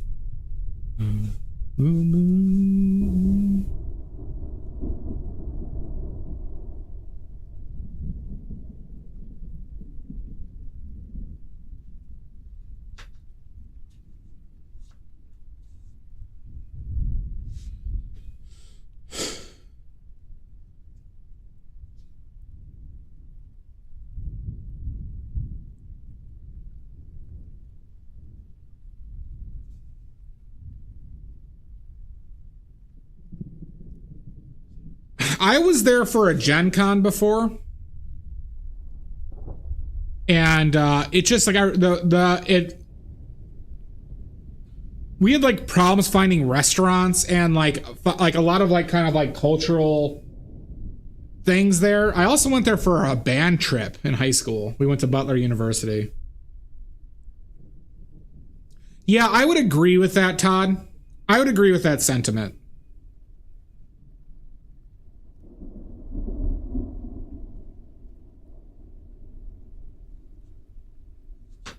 Well, it's why I said Indianapolis was boring. Not necessarily bad, just kind of boring.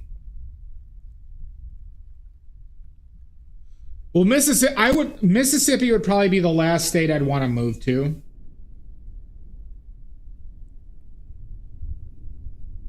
Oh, really? Okay. Yeah, I wasn't aware of those at the time, so.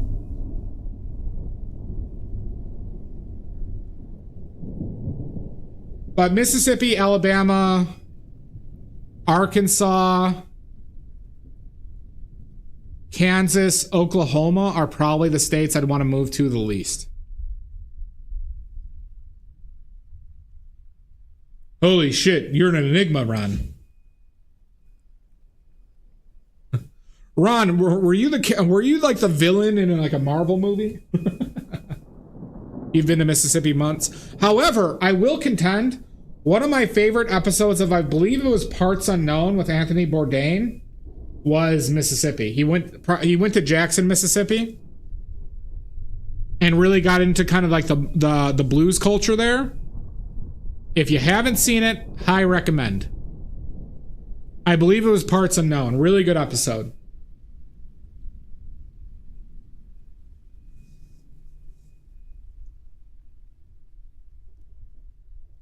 That is true. Ron, they're gonna know. They're gonna know, Ron. Yeah, that happens a lot, Shasta.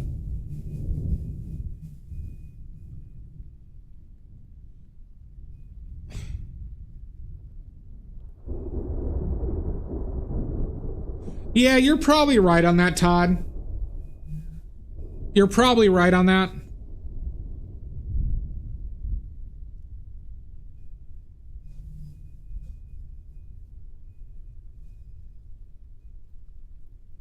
A raging fire, mysterious as the dark side of the moon.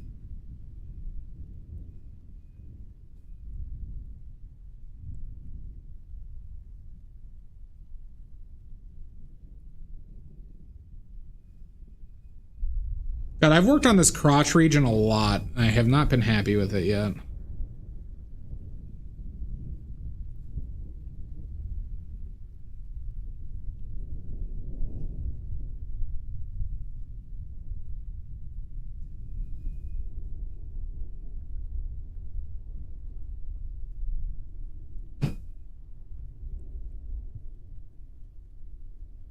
I'll do my best, Pickles.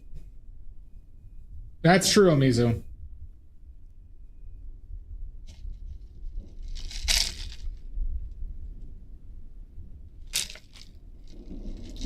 Not yet, at least.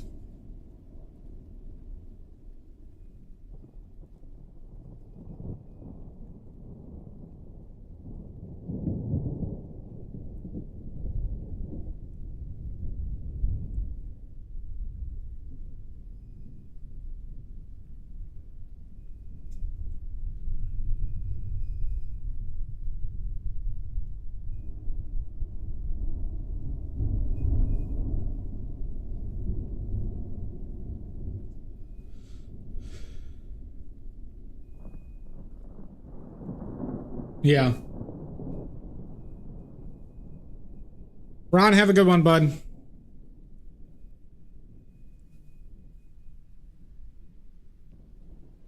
It's probably very reminiscent of like Appalachia areas, which would be, I think, scary if you're just not familiar or you haven't grown up in it. Just like how they'd be scared of like city areas or inner cities, though.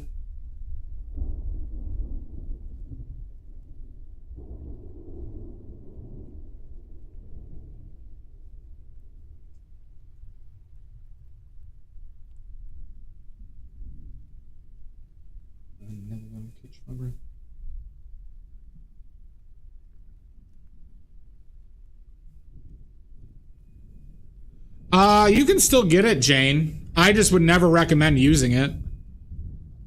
Like, there are companies that still source it. You can get Vermilion from Rublev, Jane. You can get Vermilion from Rublev. You can get Cinnabar from Rublev too. They're kind of point in the modern context. No, it's called Cinnabar and Vermilion. Oh, the China red one? I don't know about from specific areas, but I think Vermilion is a fairly useless pigment in the modern context.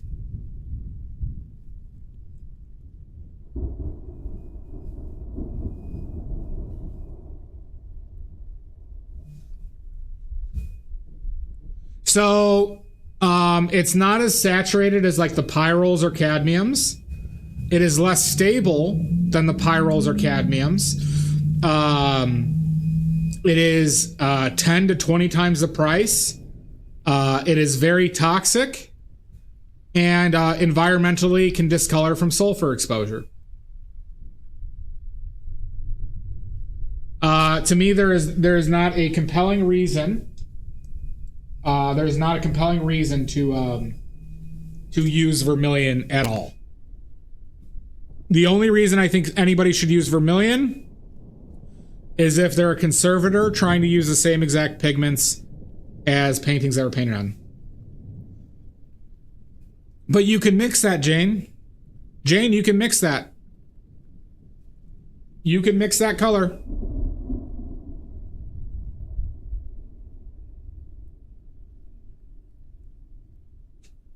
Jane, do you need to go to one of my paint mixing streams?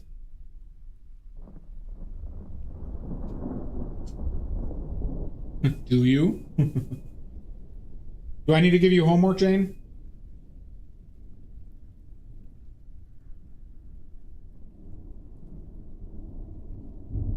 Can somebody... So Jane, if you go into my YouTube and hit subscribe, first you have to hit subscribe, obviously, right? And then you have to get 30 of your friends and family to subscribe. But if you go to the playlist section, you'll see color mixing streams. Thank God. Thank you, Jane. Did you get the 30 other friends and family members? Part of the deal. But if you go to the playlist tab, okay? Go to the playlist tab and you'll see a color mixing streams or color mixing one, something like that. Right? There you can learn how to mix any color you want.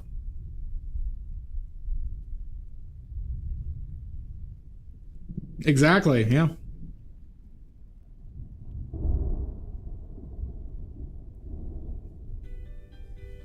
Who the fuck is calling me? How dare they? You're welcome, Jane.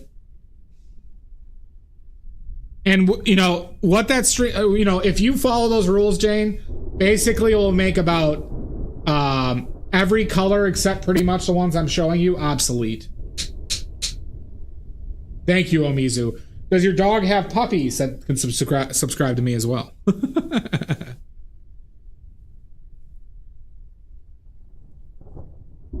My goal is to help with paint addiction. I could change it to that. I think I just made it color mixing streams. Mysterious as the ducks. Do you have a color buying addiction? No, it hasn't helped Jan yet. But Jan has a serious problem. They're gonna put Jan on that what was the name of that show? Was it Intervention? Yeah, Jan's on the next season of Intervention, everybody, for paint addiction.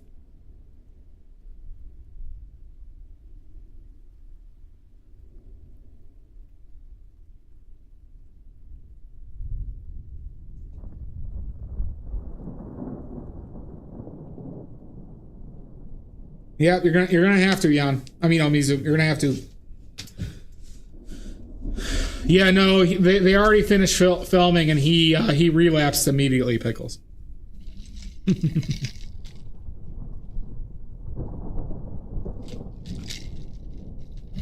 You know when they do like the scene where they tell like what happened in the future, and he's like, he escaped the rehab and instantly went back home and bought more paint.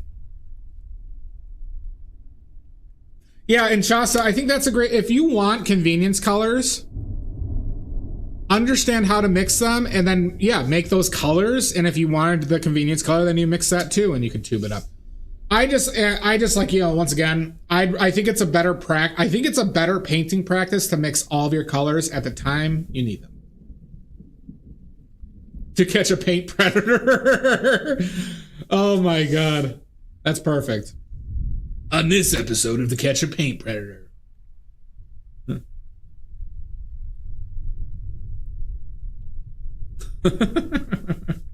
I'm on every episode.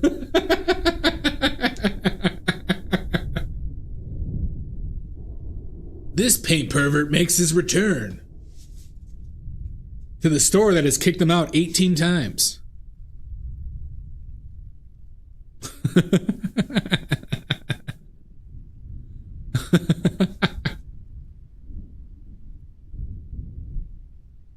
Yeah, I can't stand that, Maddie. I would be the host.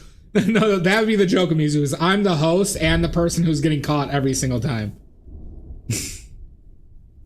I think that is such a detrimental way to go about painting. That's true, Todd. Once again, you know, Maddie, it goes to, you know, you've heard me say this before. What's our focus when we're painting? Are we trying to get better? Or are we trying to make a masterpiece?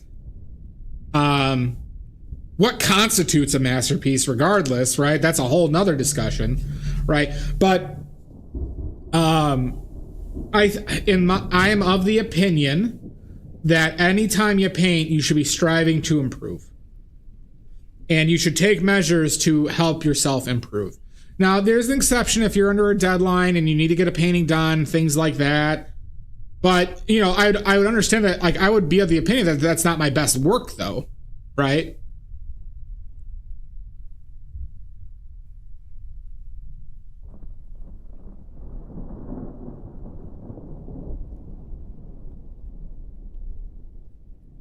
Just trying to make a mess. Well, I think you'll get there in time, Pickles. You keep on, you know, I mean, always be aware, like, am I enjoying this, right? Like you've heard me say before, always make sure that you enjoy, if you're painting, that you enjoy it. Because what the hell are we doing if you don't? It's okay to not like something.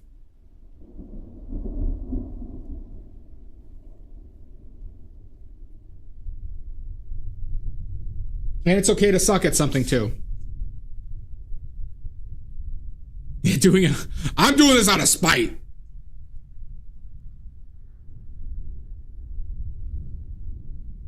But Mud, don't you kind of feel like some people kind of do? Like, spite is a strong word, but just like are painting for, or doing art. This applies to all art. This is not just painting, right? Like, it just, they're doing it for reasons that are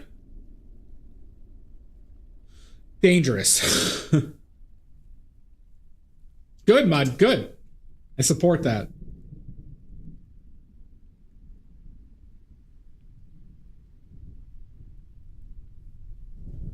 We are men, we must be swift as the coursing river, with all the strength of a great typhoon. Of a raging fire. That's true, Salt. That's true.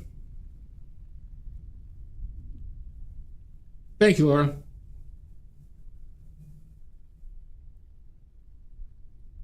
Now you just have a ton of pencils, yeah. Well, see, Jane, but maybe that's the part you like about it, right?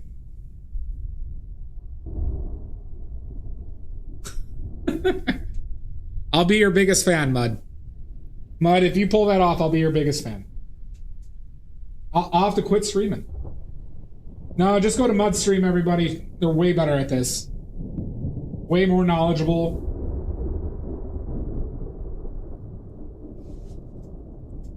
And Salt is number one. Salt's been number one for a while, ever since we officially removed Painty McPaintface from the number one slot that they held for a long time.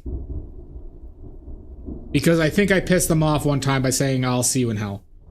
I'm painting mid. No. This is, we're if anything, Jamberry, we're going to terribly. Yeah, Jane, and but that is enjoyment, right? White gloves. Oh, no, don't make my own paints.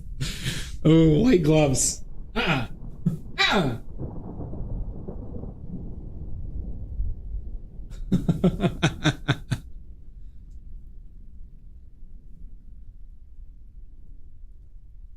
mean, it wouldn't take you long to become more popular than me. I mean, you know, I'm not a fraud. I mean, sorry. Me being the fraud that I am, people would pick up on that quickly. I'm painting pretty well. Mud, I would love for you just to do a stream like that. If you did a stream one day of you painting, or create another account, that would make me laugh so much.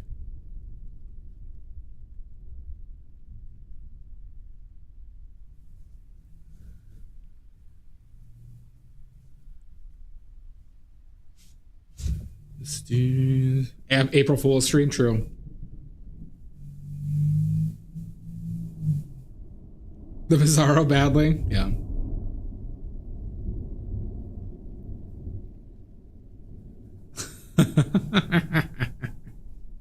that would be so fun. If you actually did that. I mean, you've done a watercolor stream.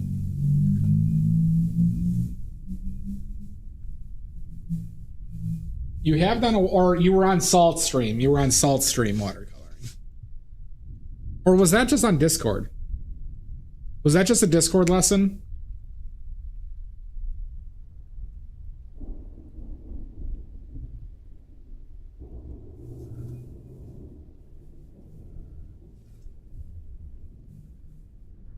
Yeah.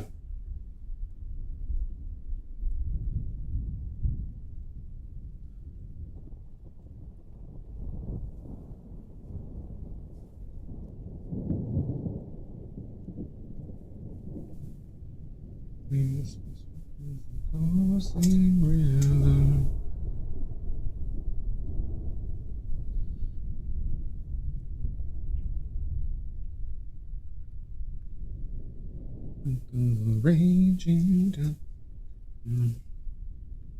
Painting with salt, yeah. Yeah, there was a... How long ago was that now? Like 6 or 7 months? Where Ambert and Garg did a like paint make or not paint making, a watercolor class on Discord. Oh, you were there, okay.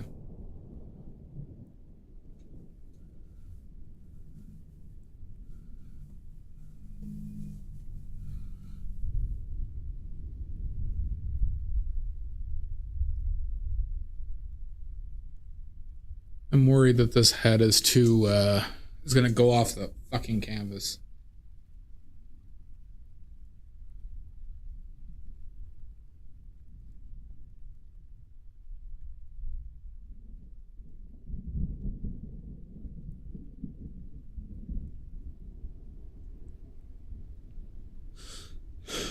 Raging time.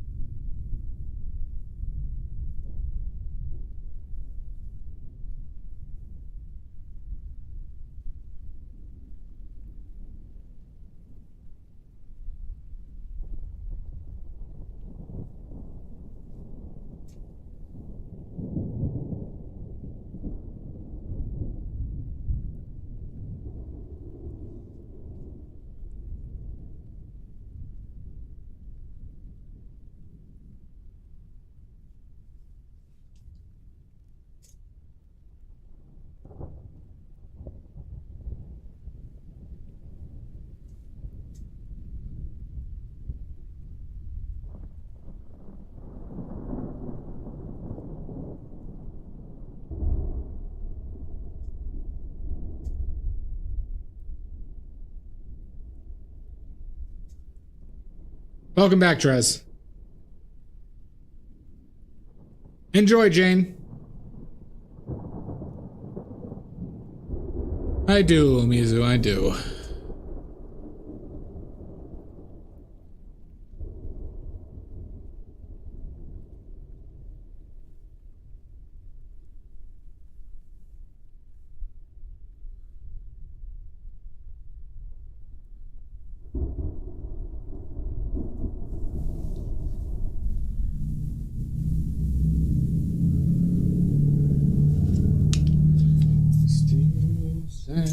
The dark side.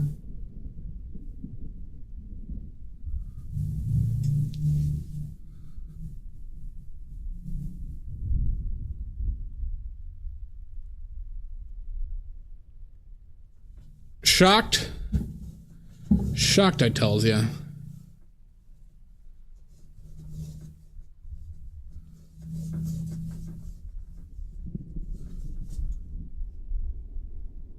Quite a bit of glare, huh? Right there. Is that this glare? Nope.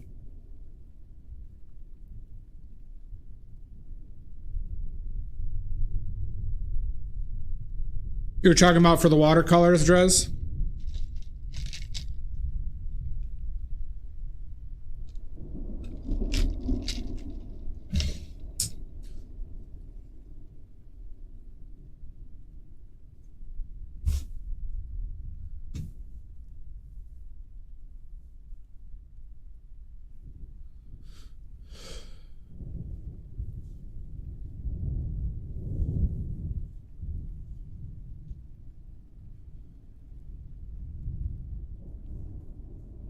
Tell me more, tell me more.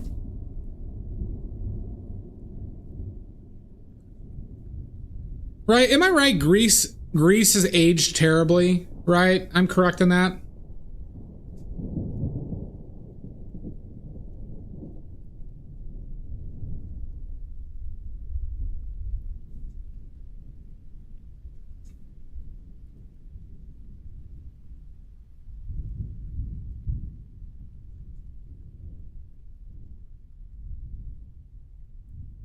Yeah. Drunken paint making one? I don't like drinking. I don't like drinking.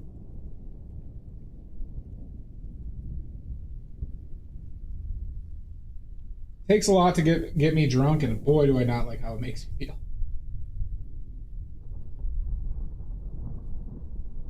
Ooh, that was a lot.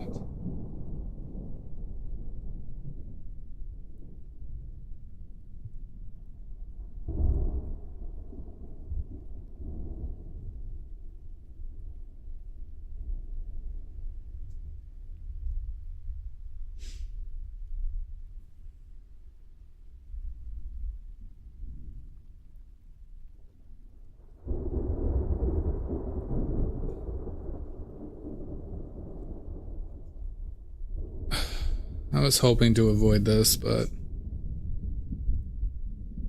hopefully it's too white, I think.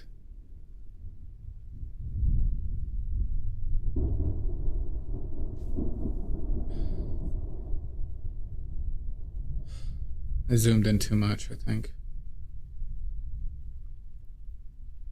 We'll see.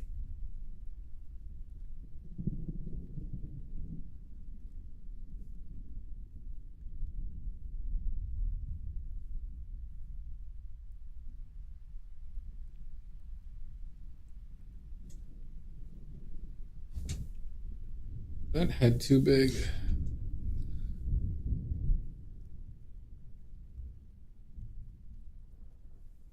Yeah, it is.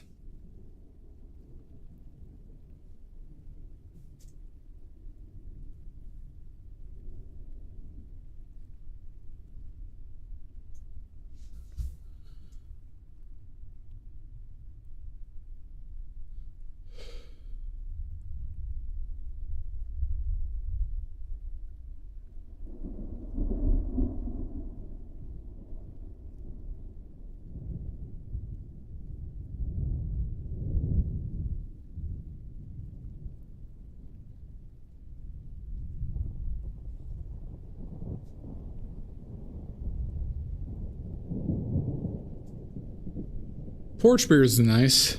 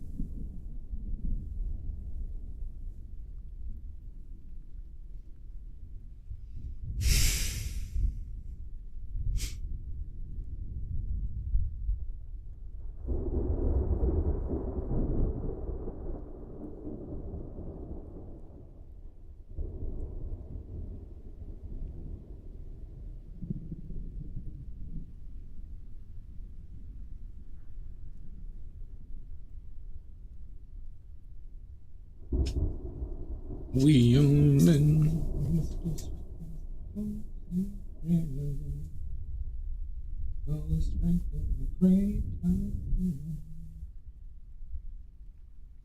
Who got Mulan stuck in my head? Who did this to me?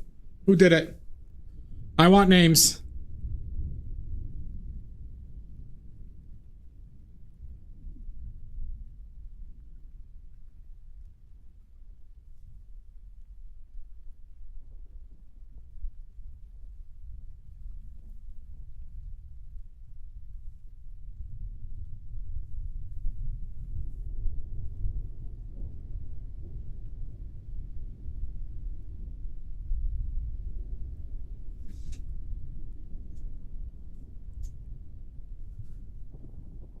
Nope, I would never.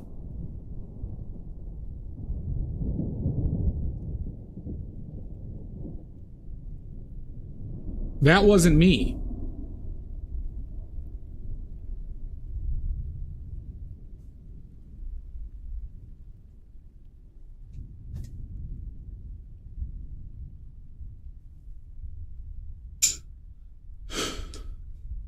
Ads are starting. All right, let's take a break. It looks like it's time for a break. People are obviously getting too emotional. Frankly, it scares me. Nope. Do not break everything. I need this stuff. I need this.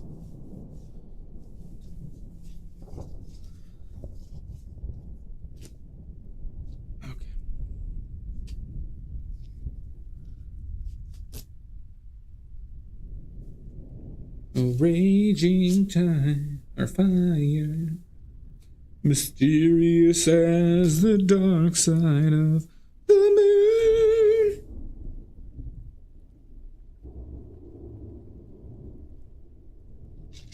All right.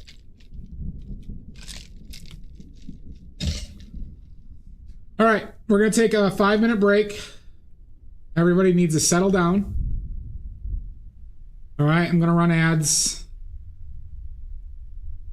And, yeah. We shall see you when we get back. See ya. Move this man!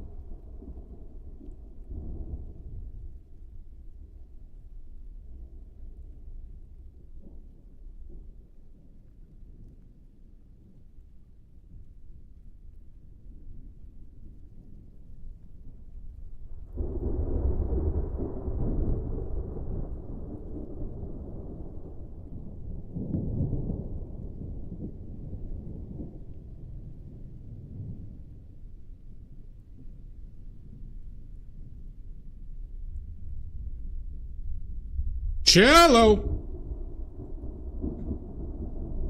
We are back. Hi, Martin. Nice to see you, bud. We're back and we're pissed. Really pissed.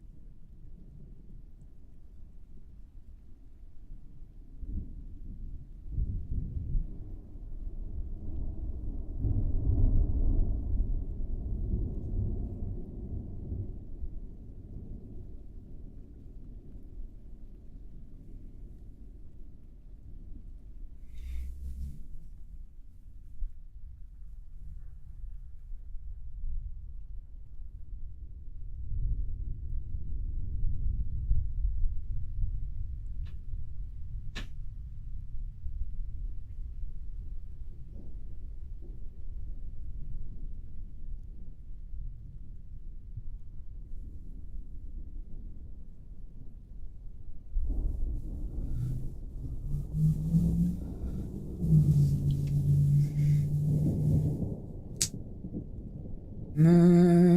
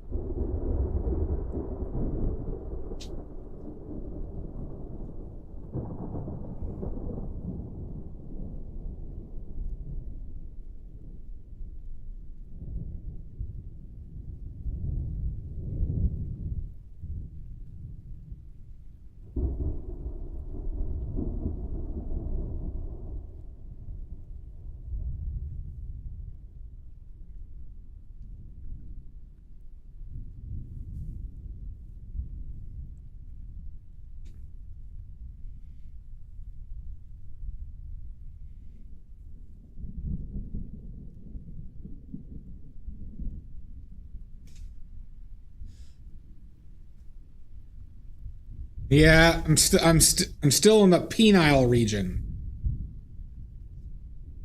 because it just doesn't look good.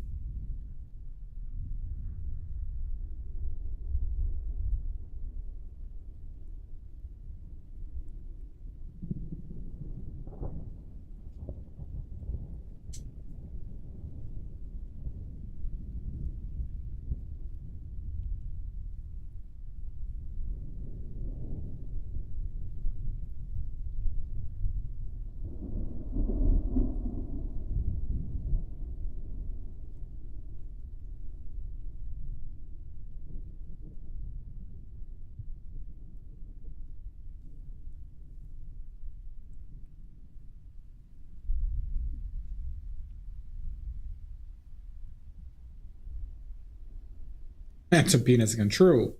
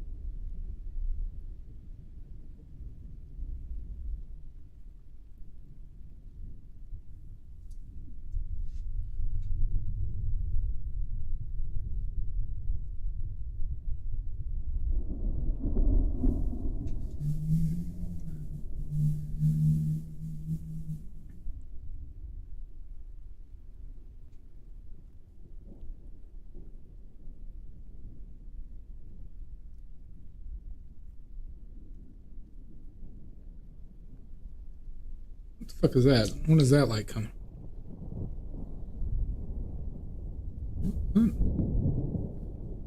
What is the shadow? The fuck?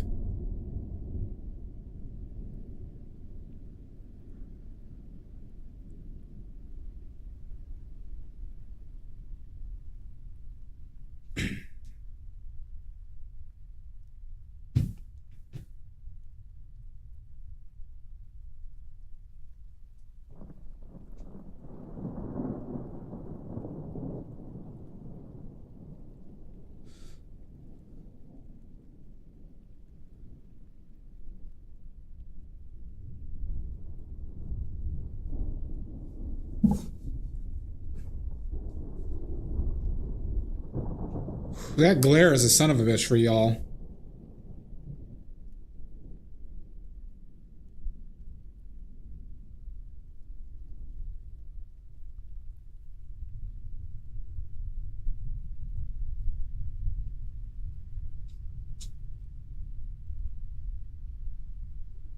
Fuck.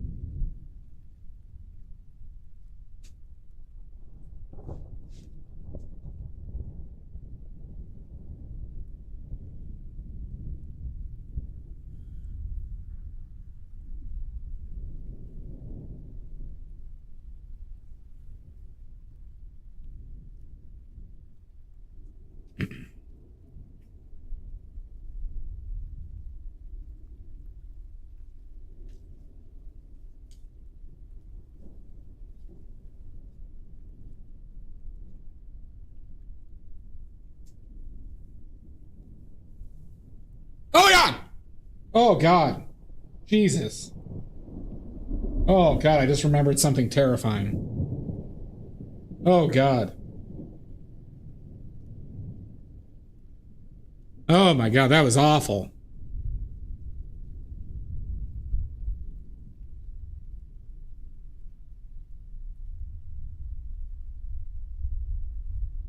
Holy shit. That was terrifying.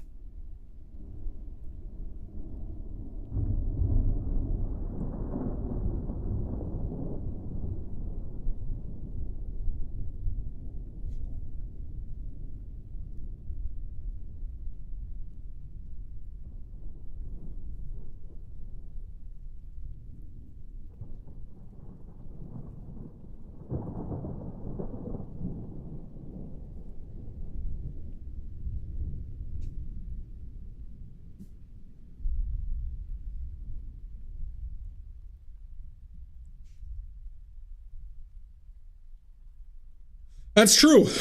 That's true. But I did.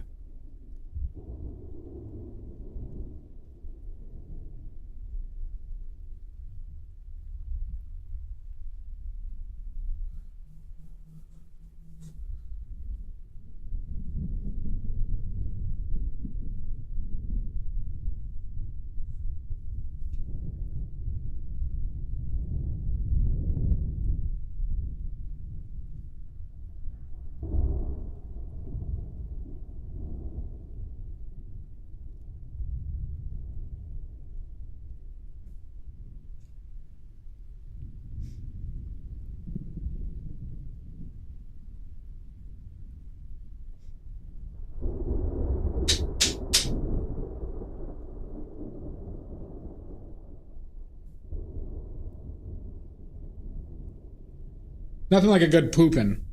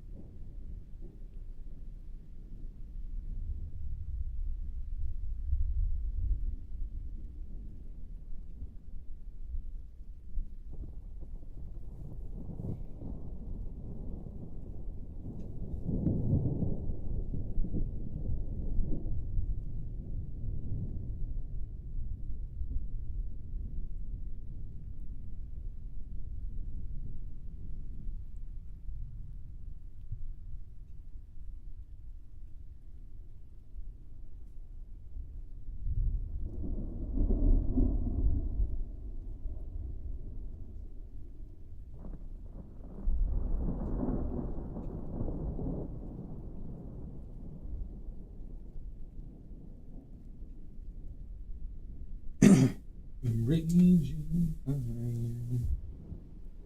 mysterious as the night.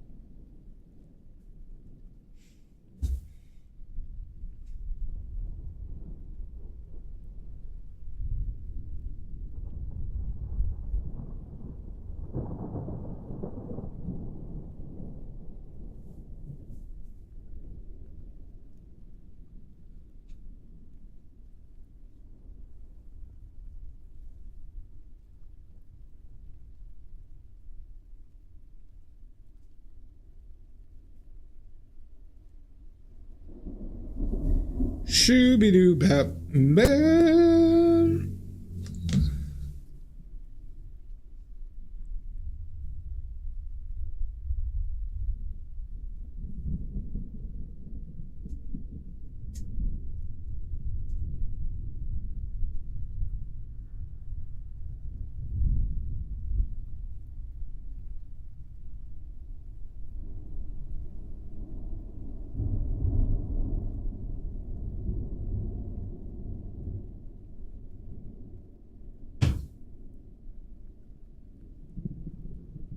Not allowed.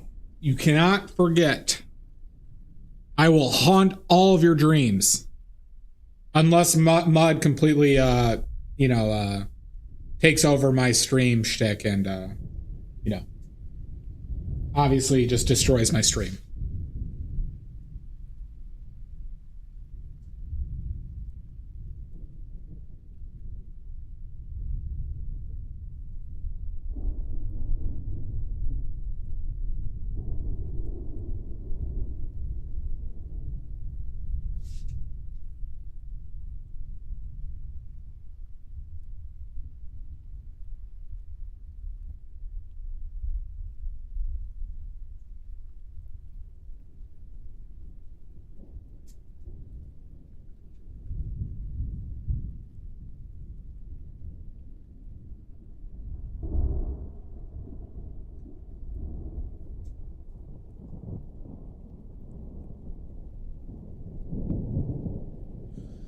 Agreed. I mean, because Mud could literally just say the things I say, and in Mud, I can guarantee you, Mud remembers them. And I'm through.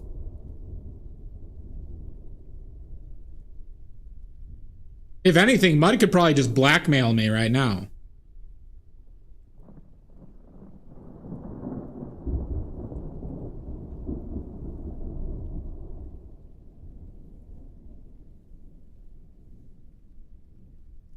Thank you, Laura.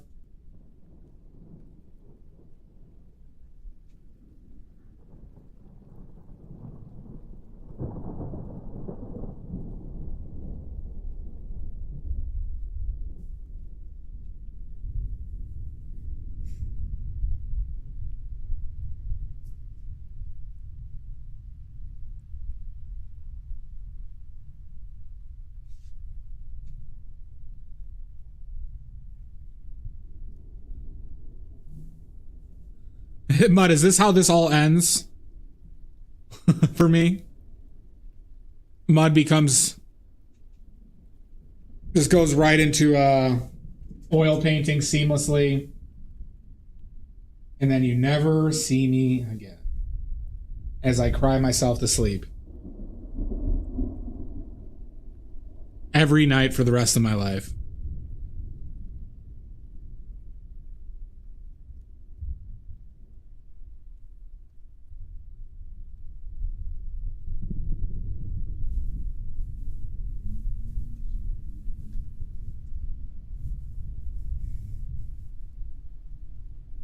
Well, I mean, I cry all the time, but that's obviously not working for me.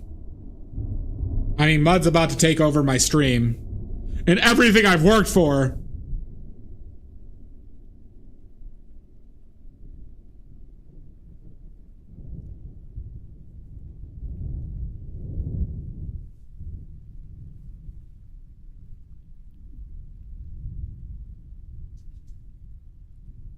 True pickles. Shut up, Maddie!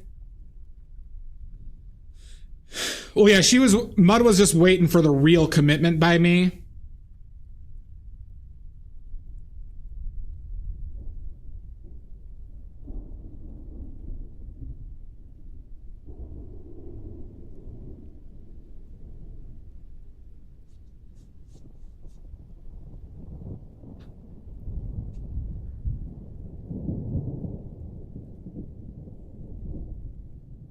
I mean, it's probably a part of the legal takeover, right?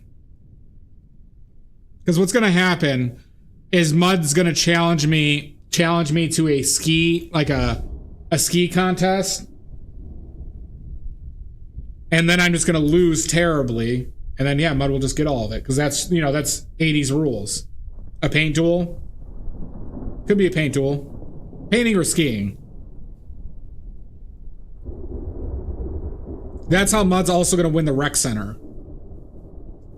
That's how Mud's also going to win the rec center.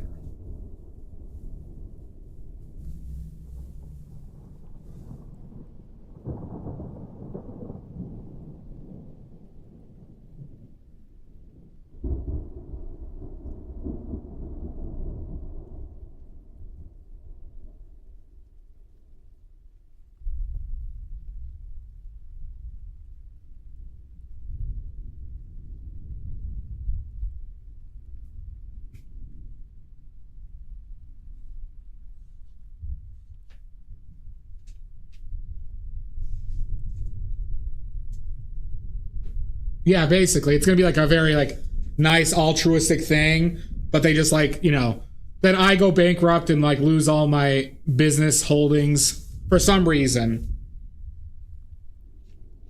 You know, and then like what's it?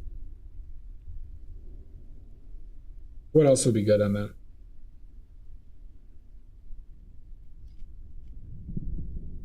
Yep. And then like Mud gets into like every gallery they apply to. They make paint and it just sells way more than mine.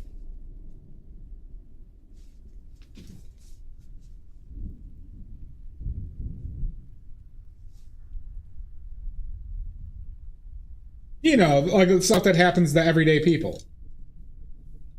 Once, you know, once dealing with, obviously, the high amount of rec centers everywhere. White glove painting, yep. I'm painting greatly.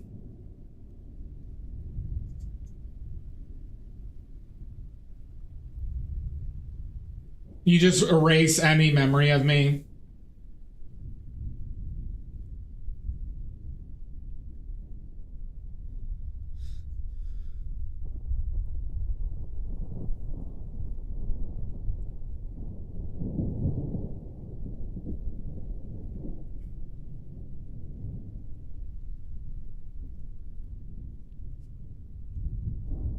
Exactly, yep.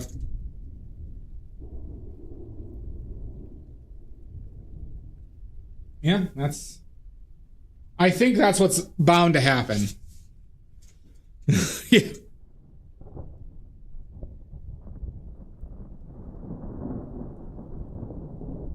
Yeah, no, this sounds like pretty realistic what would happen.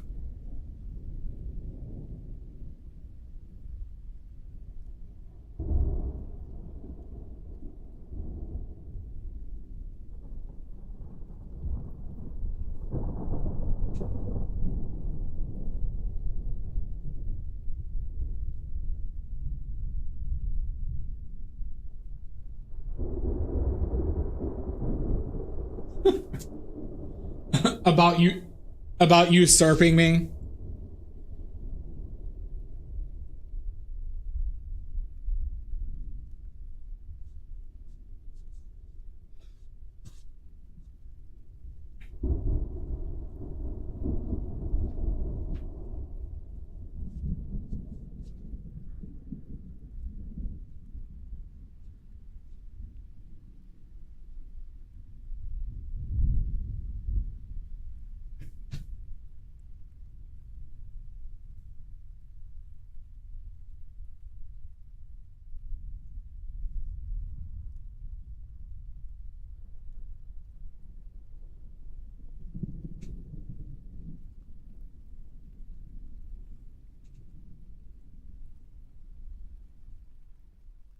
Nope, I am not going to plan for any future because everything's going to work out perfectly, okay?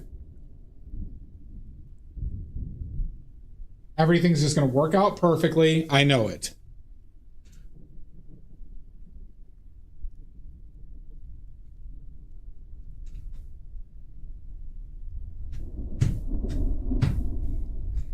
Oh my God, okay. All right, so it's already, you're telling me it's already beginning. The hostile takeover is already starting. is what you're telling me.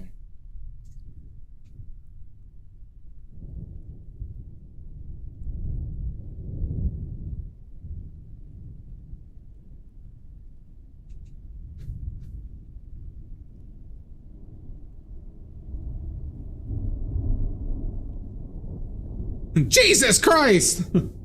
The signs are all there.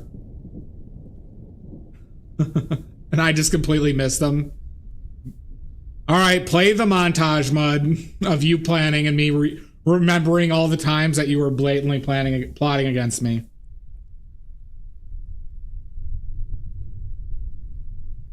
Oh, of course I'll be hostile.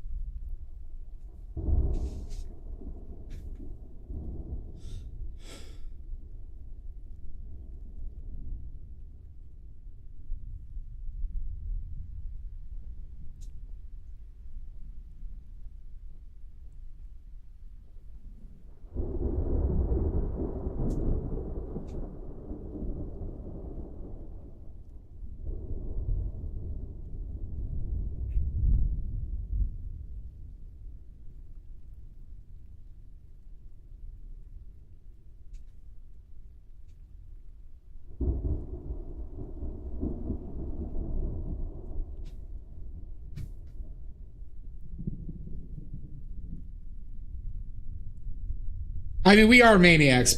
Pickles, I have this thought all the time when I talk about penises, and as casually as I do, and calling myself a clinically diagnosed paint pervert. And I think about, what does the new viewer think of me?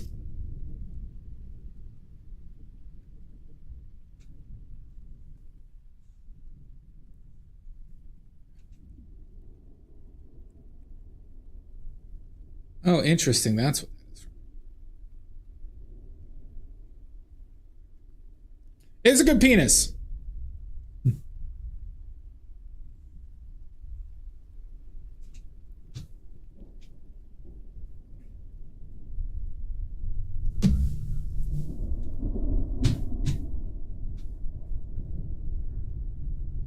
I wonder if that's holding me back from YouTube algorithm stuff.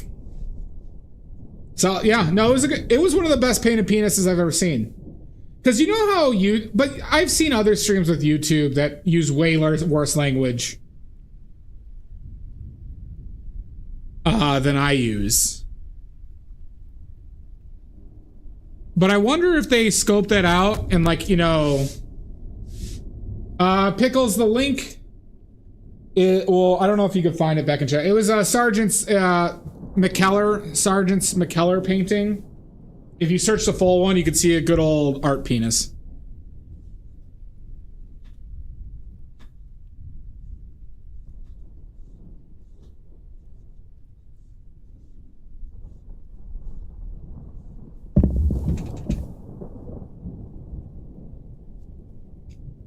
I mean, it's incredibly tiny, but it's a good penis.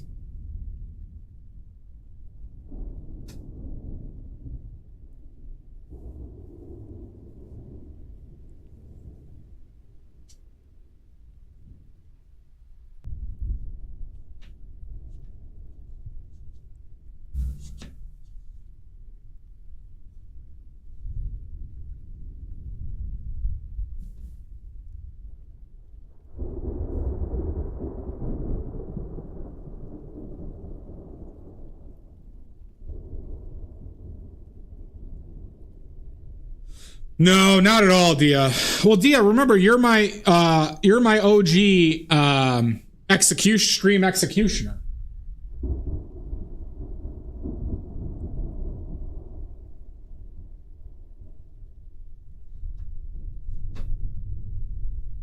So you need to be threatening. You and your goons. Remember your gang of goons, the Gooners?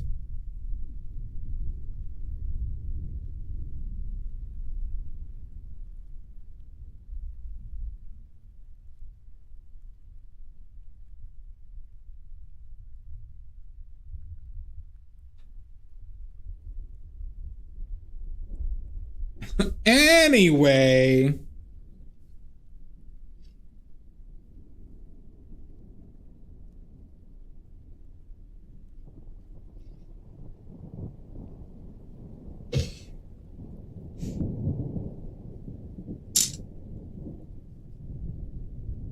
I'm actually starting to get finally confident in the proportions, but I ended up zooming in by 30% through all this horse shit. I'm good at painting, everybody. I'm great at painting. I'm so good at this. So good.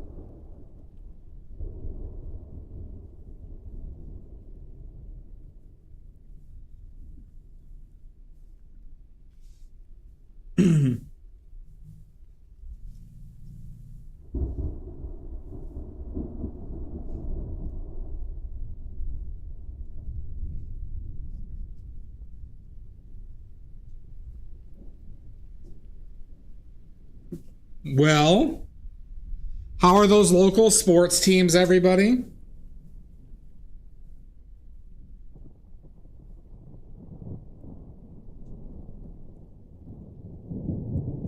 How are those local sports teams?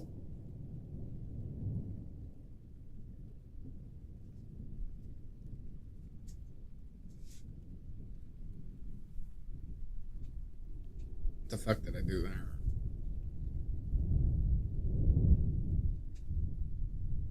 Yeah, how are those local Vermont professional sports teams? Oh, geez. That's unfortunate, Pickles. Oh, all right. I got a serial killer trivia. Who's in?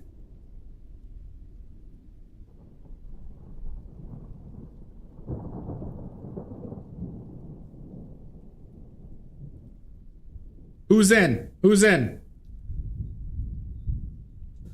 Who's in for serial killer trivia? Nope, I gotta verify to make sure there's enough, Maddie. Gall. All right. What serial killer received brain damage and, as a result, a behavior and personality change as a child? from getting hit in the head by a baseball. From getting hit in the head with a baseball.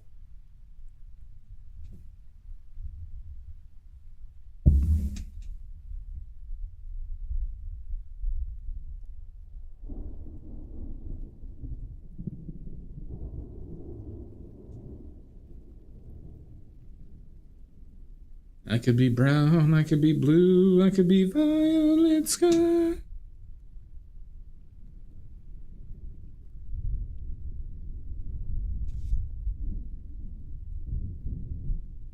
Do you Alexa the trivia, Dia?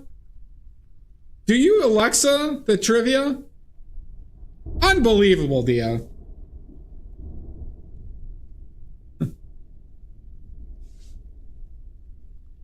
Ted Bundy is incorrect. Maddie, what serial killer received brain damage and a behavior and personality change after being hit by a baseball in the head while they were a child? The happy face guy? Nope.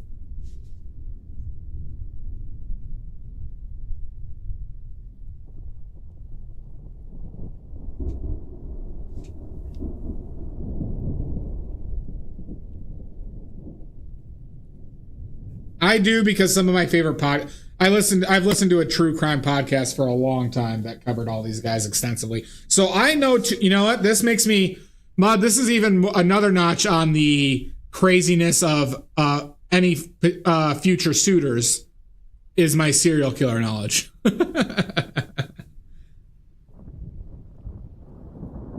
Just because I enjoyed a podcast.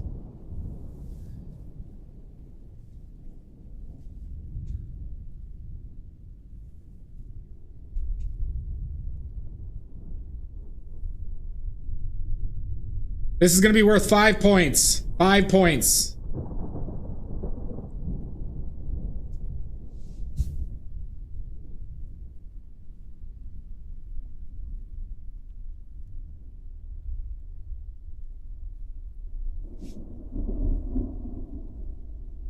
Yeah, it's not a very unusual name. Richard Ramirez? Nope.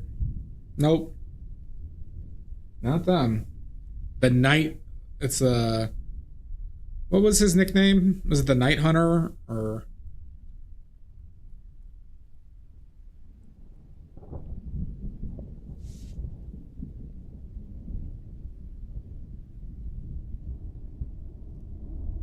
That's John Wayne Gacy, Dia, and that is incorrect.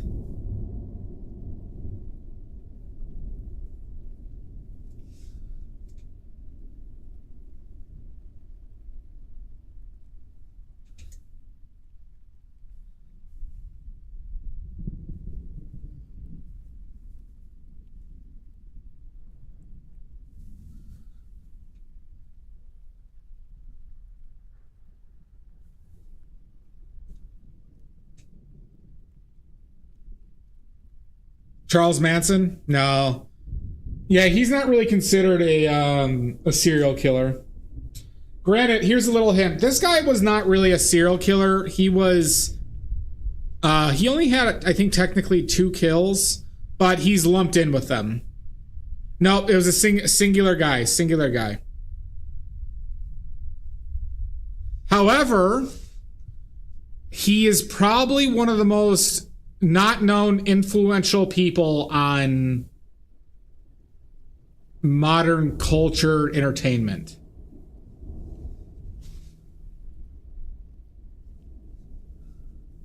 You are forgiven. You are forgiven. Oh, O.J. Simpson? No, not O.J. Simpson.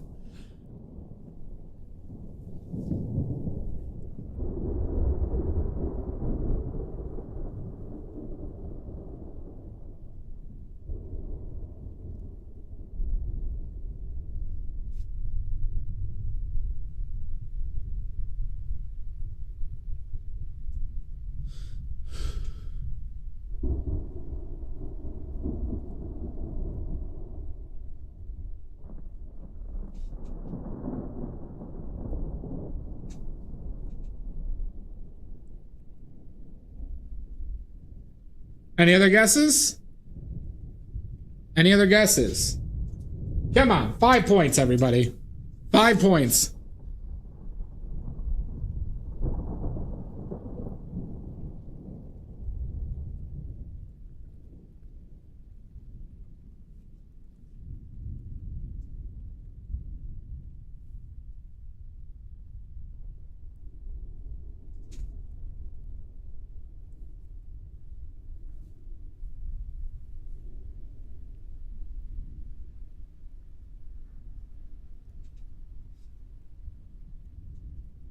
Anyone?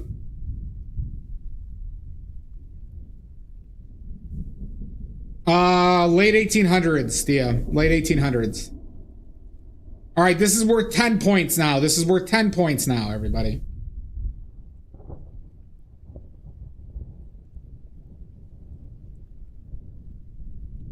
$10 points.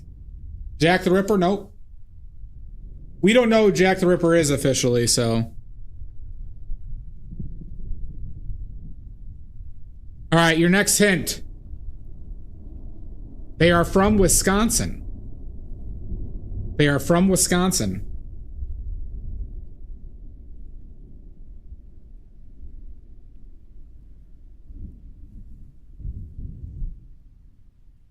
No, but there are two famous ones from Wisconsin.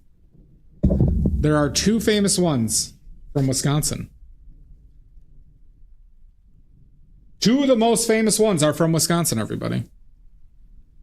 Point of pride for Wisconsin people.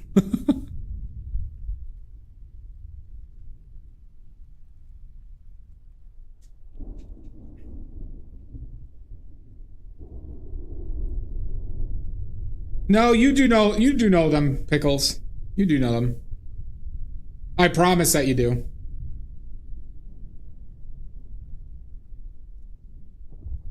It's not Dahmer, but Dahmer is from Milwaukee, Wisconsin. He did his... I lived... My first year at Marquette University, I lived 4 blocks away from where Jeffrey Dahmer lived. 4 blocks.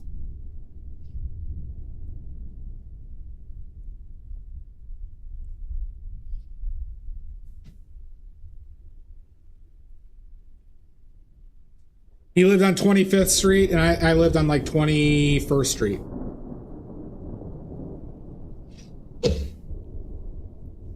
Any other guesses? Do I have to reveal this? Shall it be revealed? Are we giving up? 10 points, everybody. 10 points.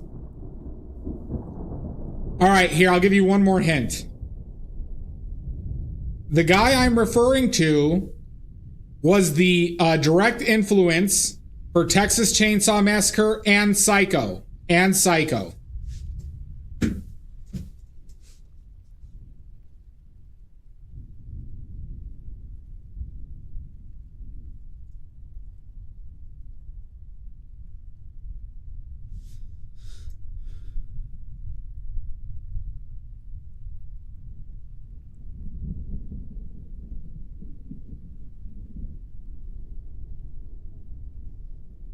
All right, I'm revealing it in 10, 3, 7, 6, 2, 1. Fire the nuclear. Oh my God! What timing? What timing?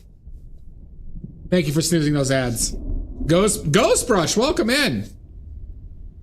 Oh my God, a raid! Oh shit. Didn't mean to do that. Welcome in, Ghost Brush. Fuck.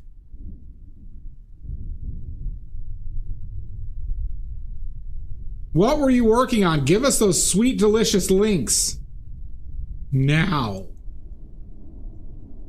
All right, the answer is, everybody. The answer is... Greetings, Ghost. It's not Ghost Brush, but it's somebody else. Give us those sweet, delicious links now. And tell us what you were working on. What were you working on?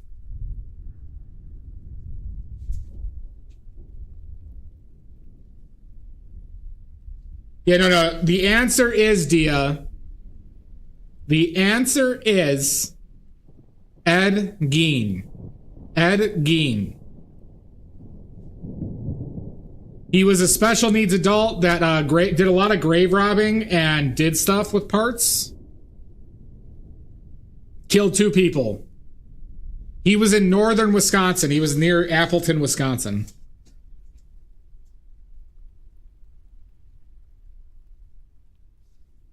Ooh. All right. Everyone to click on that link now. Oh, very cute. Well done, Ghost Brush. Yours is really well done. Awesome work.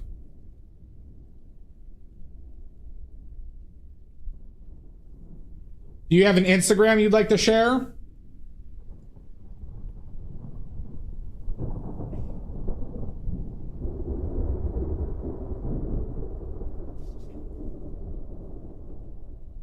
I don't know Tico, actually. I do not know Tico. Give us the IG or else. Give us that IG. Did you, Pickles?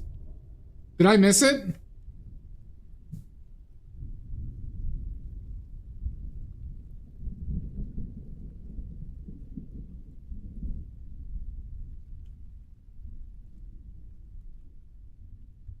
I missed that at all. All right, Pickles, you get the 10 points. You get the 10 points, Pickles.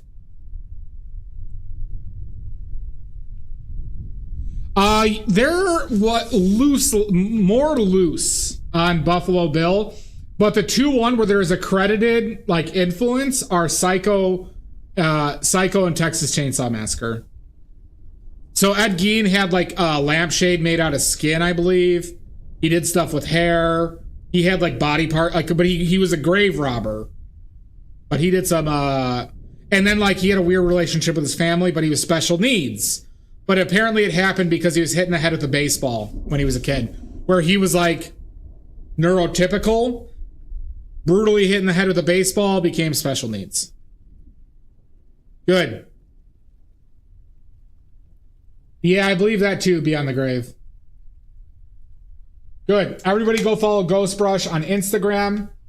They update it nearly every day. I've been following them for a few decades now. And yeah, like I said, they post every day. Okay, so everyone go give them a follow or else.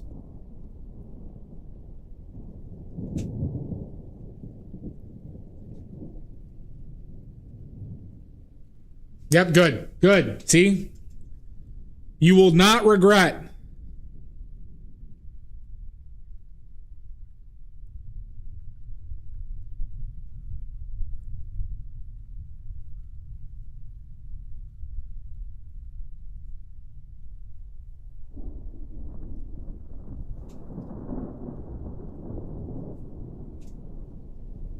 Awesome. Thank you for joining me. We're painting with oils. We're painting with oil paints. I make my own oil paints and watercolors, and I sell them. So if you need oil paints or watercolors, buy my paints. And yeah. Thank you, bud. And yeah. If anybody has any questions, please let me know.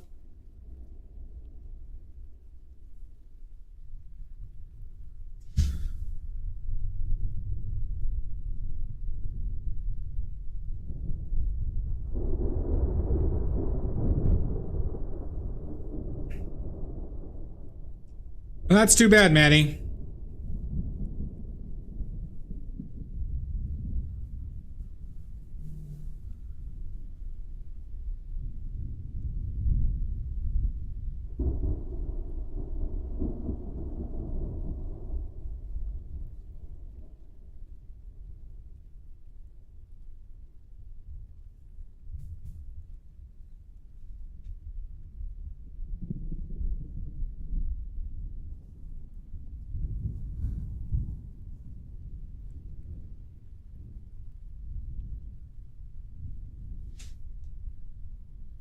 Yeah, we don't. I will not listen, Maddie. You goddamn son of a bitch.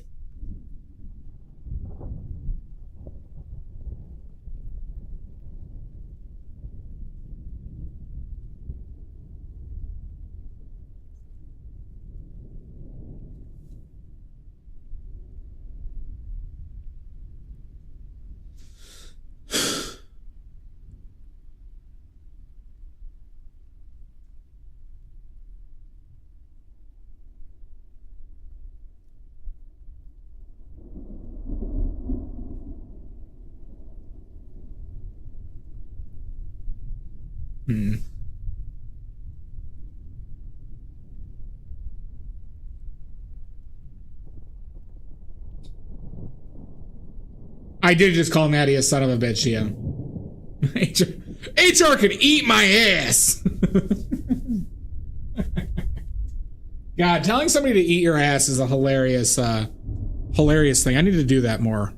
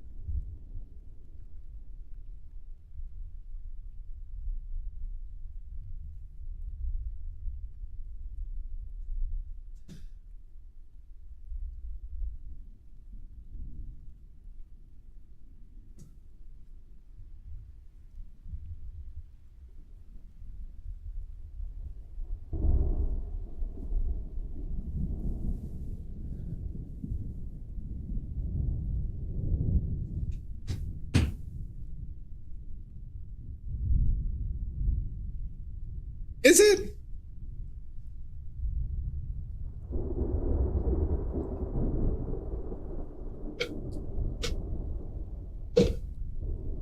I don't know.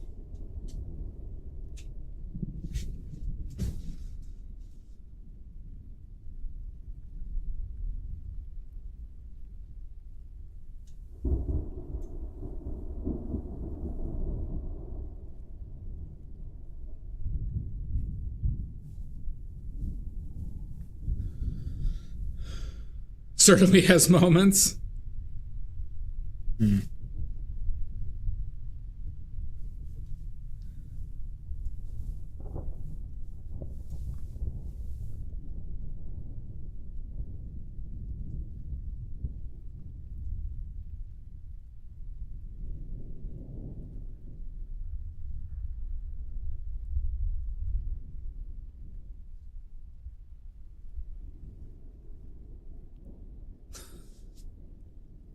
Surely there's other streamers who have antagonistic relationships with their chatters, who are all sons of bitches,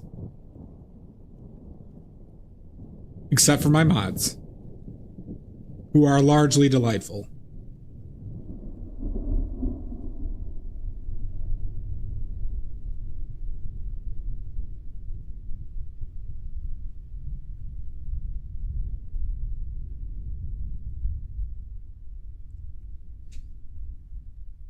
The gimp suits, yeah. And me! True. Ad starting in 1 minute and 30 seconds, everybody. Which streamer could possibly have done that, Maddie?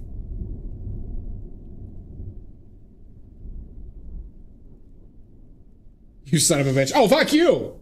Eat my ass, Drez!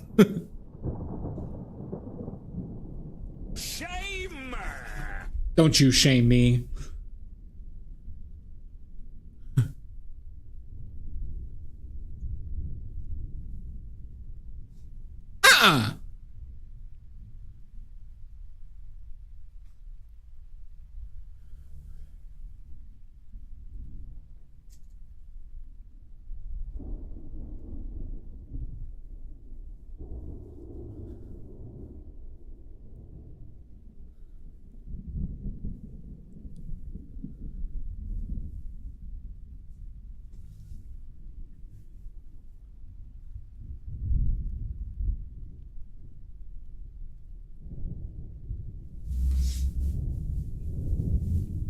No worries, dear.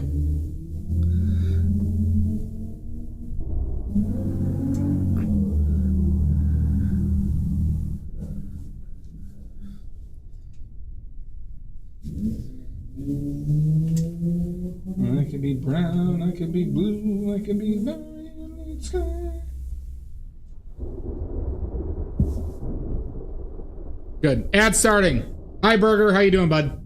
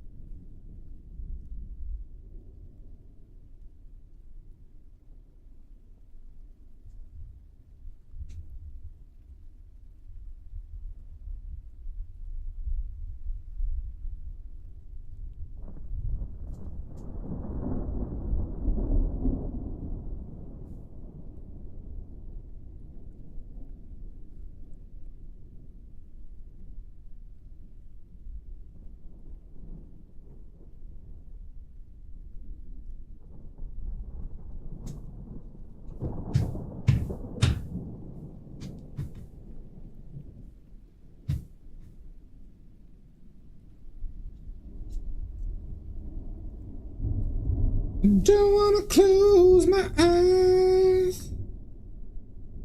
I don't wanna fall asleep, cause I miss you, babe.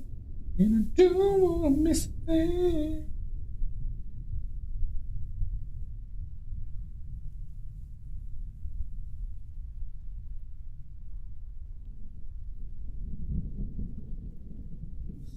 Rainbow now and then.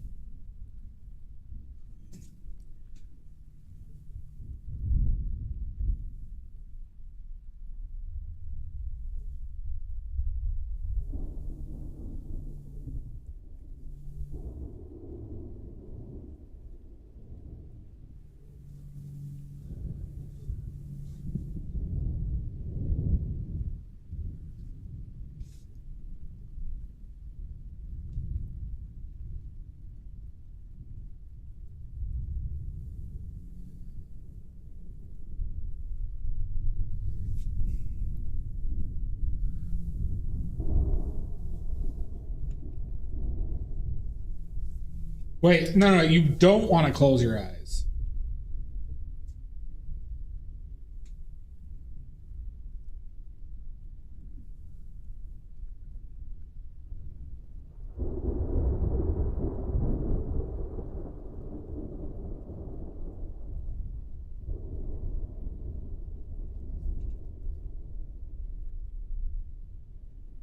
What the fuck is that glare? Why is it getting worse?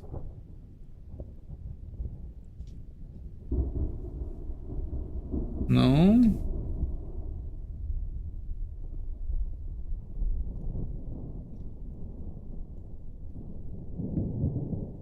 Where is that coming from?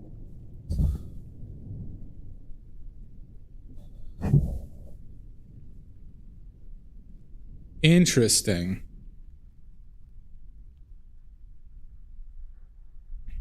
Why is it? Interesting.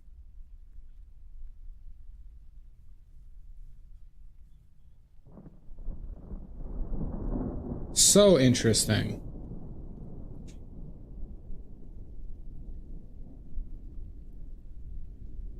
So it like literally if I keep my hand right, like this is like a foot away from the canvas. So it's reflecting off of this? No. What is it reflecting off of that's causing that?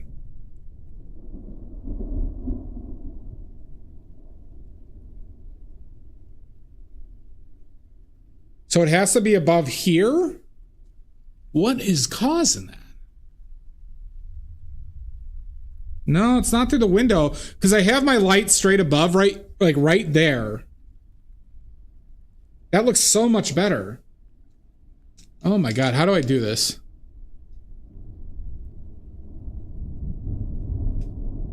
Well, now it doesn't seem so bad, as bad as it just was. So maybe it's also the sunlight? Is it the sunlight reflecting off of something too?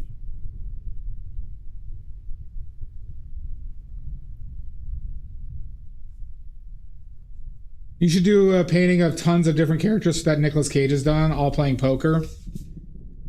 That would be tough to do, but it would be doable. But see, it's not like, okay, so like here, it's not, that doesn't change it when I'm like blocking.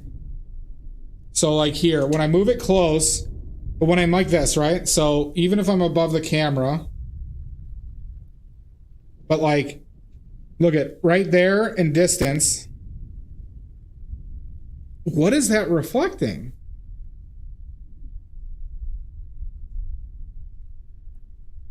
Right here. Not my water. Not my glasses. Nothing down here.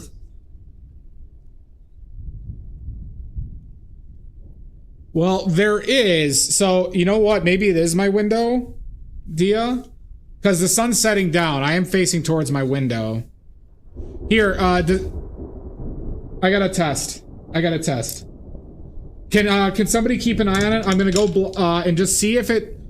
I'm gonna try and yell when I'm blocking the window, and see if it goes away. Okay.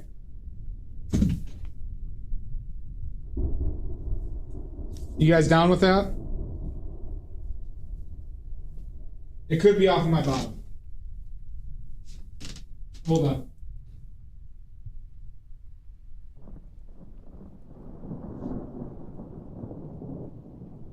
Okay, is it better? If you can see, is it better?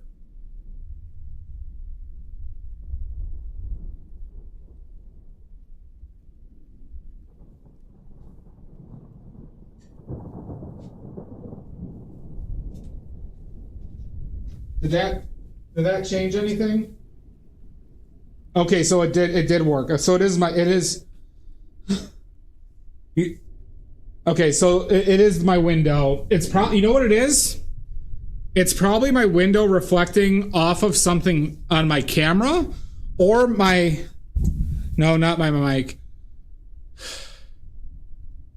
It's probably reflecting off of the camera, and that's why it's getting better slowly. So if I block out that window. Okay. But interestingly enough, everybody, I don't have a polarizing film on that light up above. Yeah, no. It was really bad for a moment there. And, you know, I wanted to see if I could fix that in any way.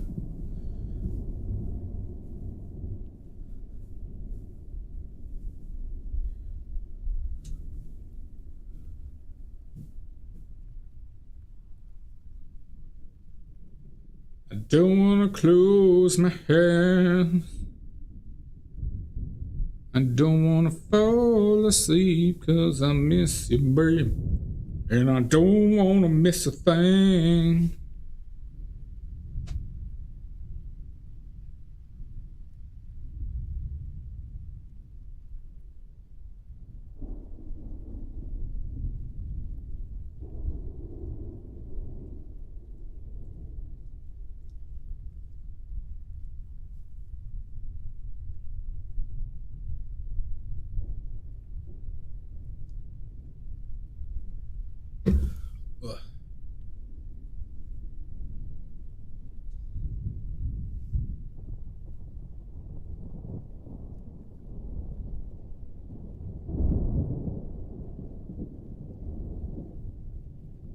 It's just the angle of the sun, I think.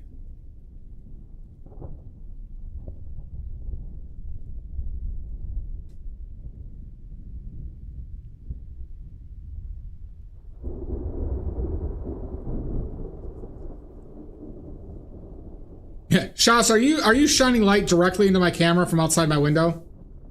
Well, the sun's going down right now, so.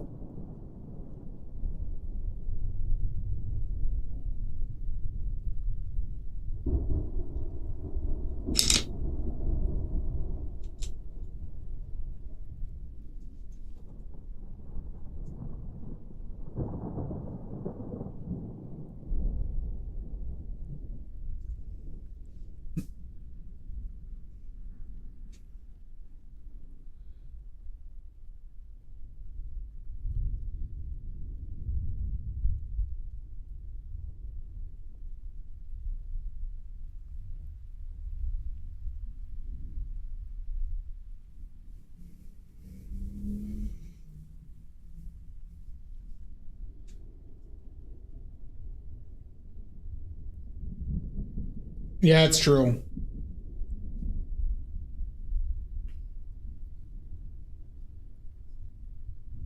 Well, it's just I for some reason I just don't throw them out because they are comfortable, but they just fall down all the time.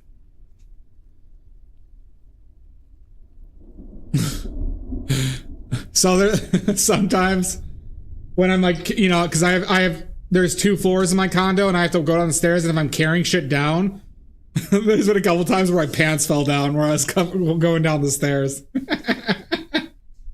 It always makes me laugh.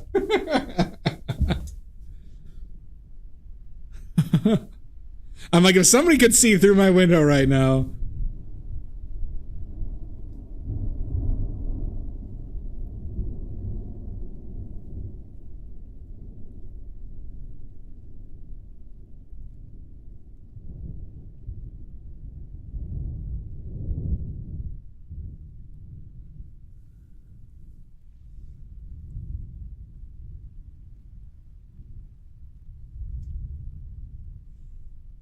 It's so it always makes me laugh while it's happening because I can't do anything about it.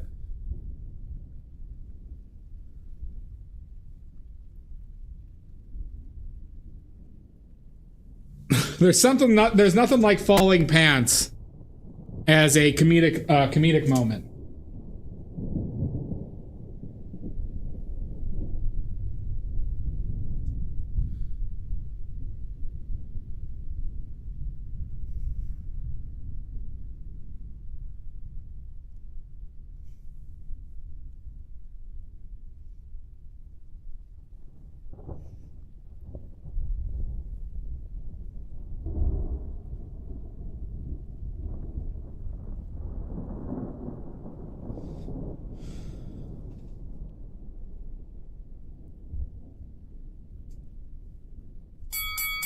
Son of a bitch!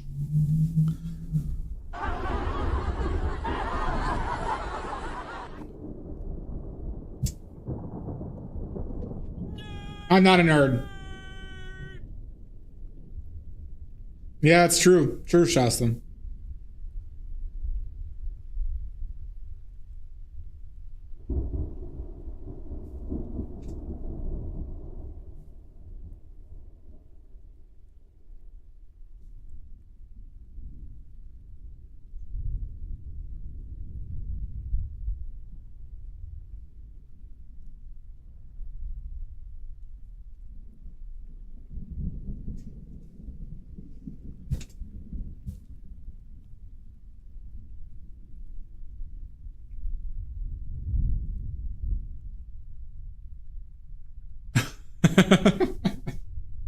You know, I think that's a guy thing, Mud, where we just don't get rid of old pants and shorts.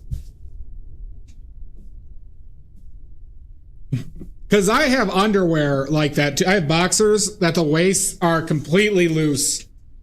And that's also very funny if I wear those with pants that are falling down as well. It's always a gamble.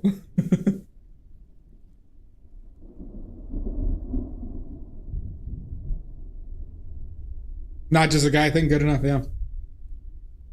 Yeah, no, I don't think she was referring to that type of jizz crunchy.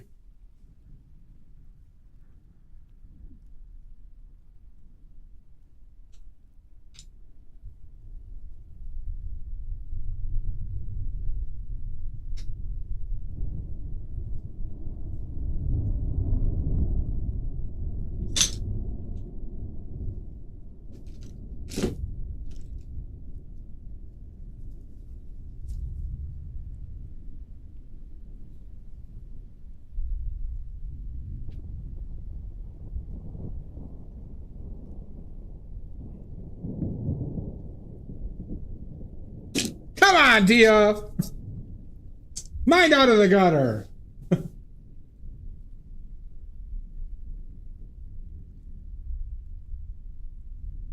But granted, I have not heard of elastic as crunchy, like Mud is using.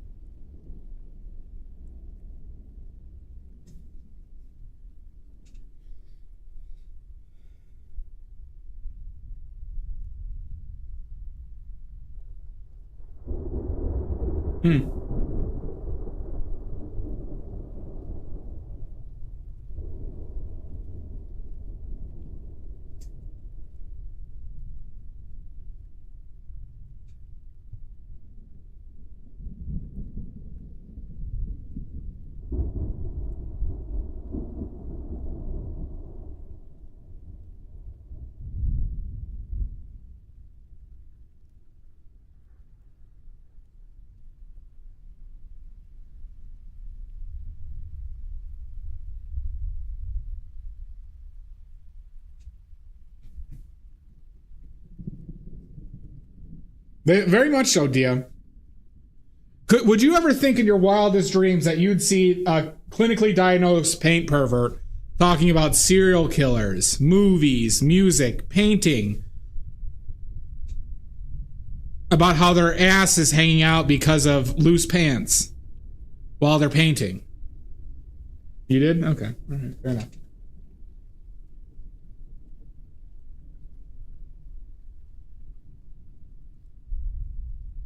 Oh, they're a tier 1 registered paint pervert. In my wildest dreams? Okay, all right, good.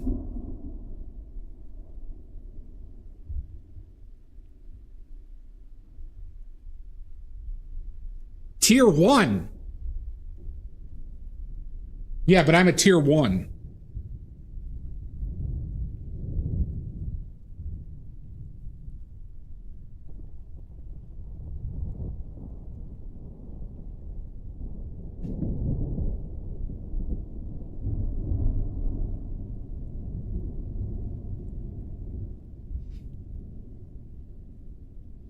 Tier 1 is the highest. Tier 1 is the highest. It goes all the way to tier 3000.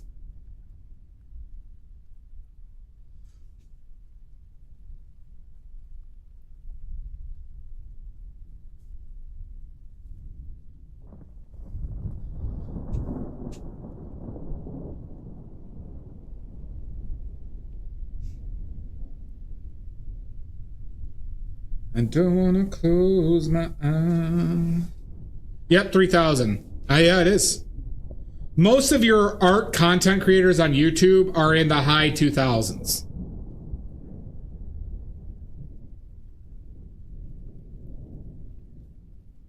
Why'd I do that?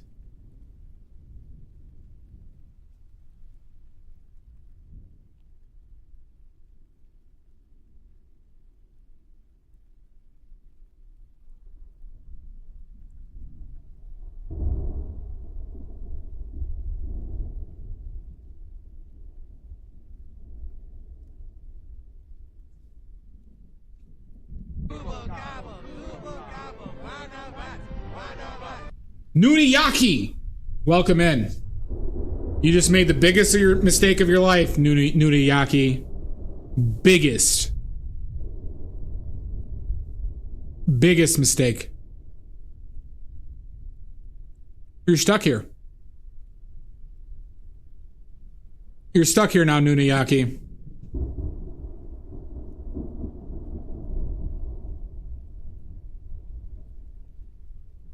Yeah, like 3000 is the worst. Tier 1 being the best. Or the highest level of paint perversion is tier 1.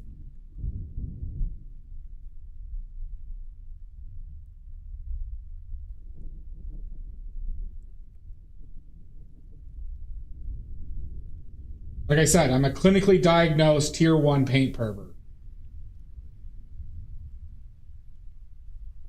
Clinically diagnosed.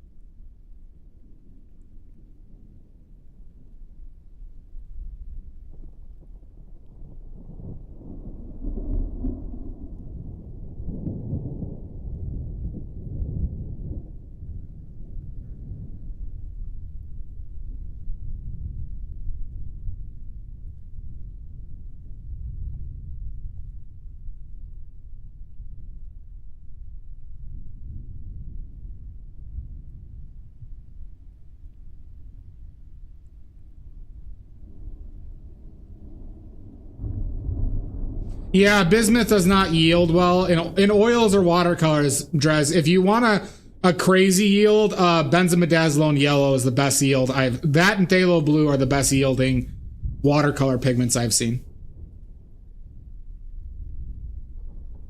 Right, exactly, Mud.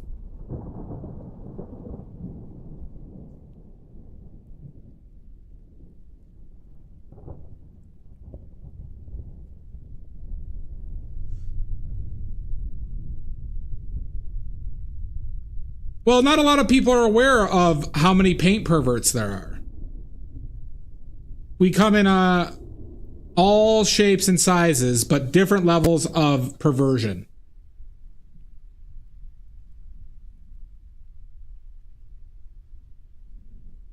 Now, just from learning from me, everybody here is at least in like the low 1000s.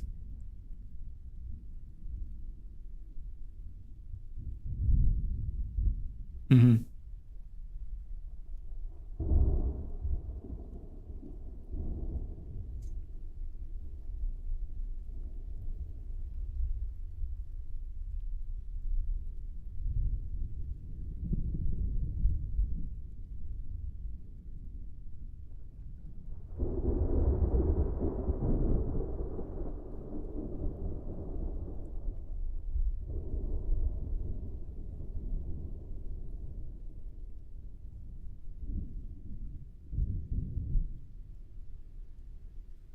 Benzimidazoline is the best value for pigment to what you yield in watercolors that I've seen. However, I don't think it's as good as a pigment as bismuth.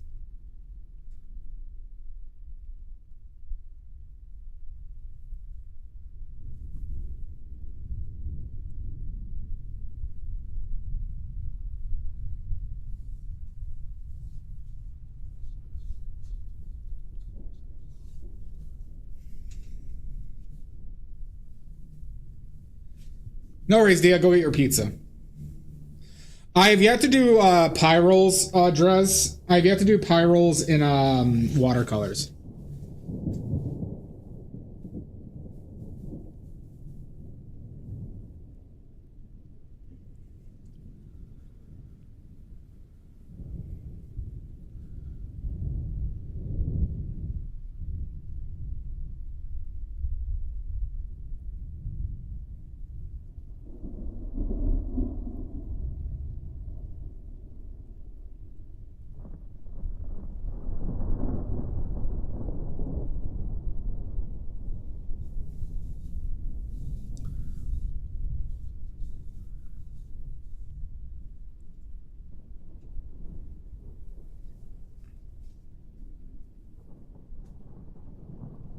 Yeah, I've heard of them. I've just never used them. They don't seem, I don't know. I just haven't gotten the opportunity or been attracted to that pigment.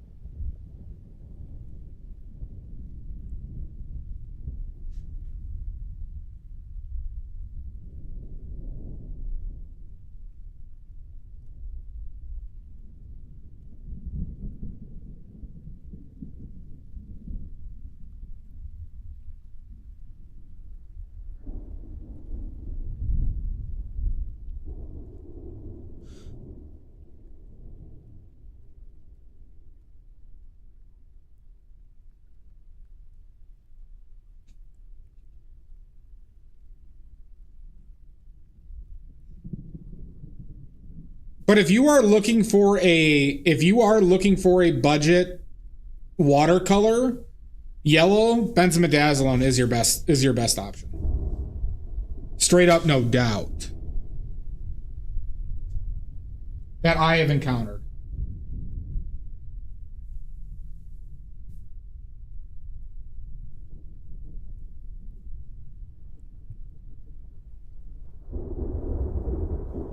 Benzimidazoline orange is bad, but yeah, benzimidazoline yellow I have not heard of any issues with it.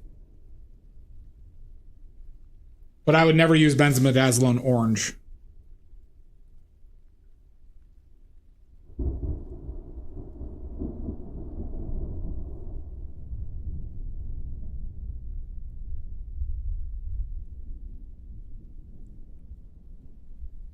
In oil or in watercolors.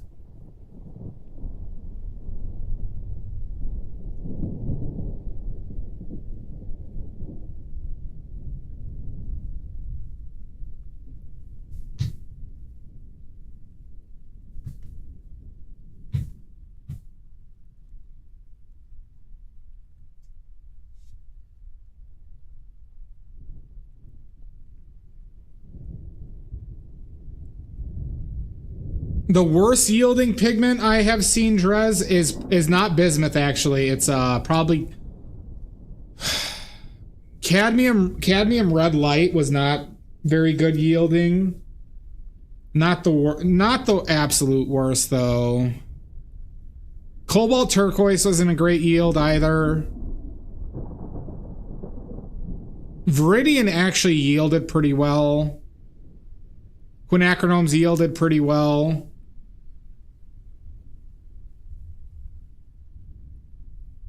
Ultramarine yields fine. Titanium buff was mid to low yield. Frankly, the earth pigments don't yield great.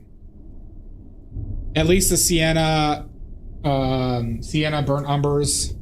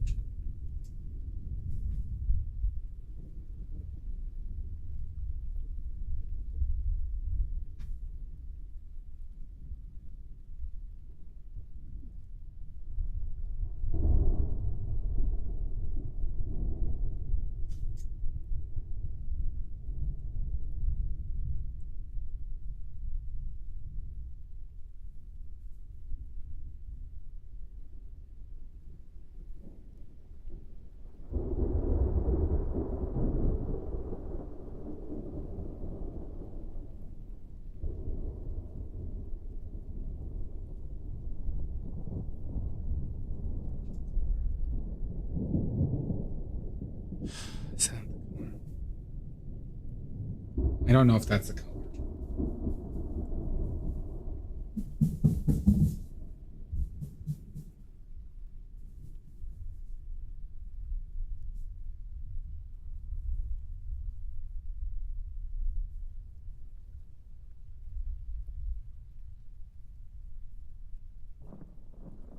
Hi, Chappie. How you doing, bud? Just Pyrrole Red, and then there's Pyrrole Rubine Fugu, which I might try in the future. Pyrrole Rubine apparently is close to Alizarin Crimson. Drez, have you used Pyrrole Rubine?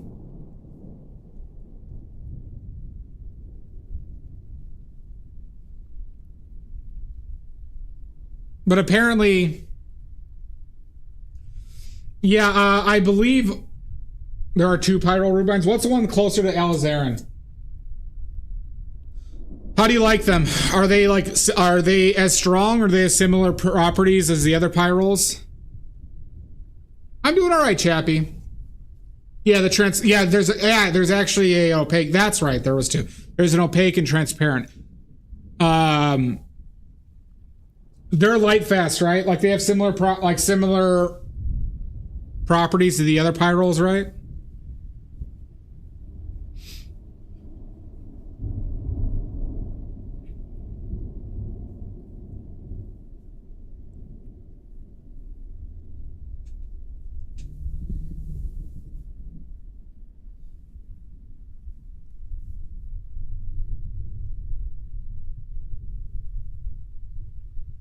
But I mean, like, I'm sorry, like light fast properties, drying properties,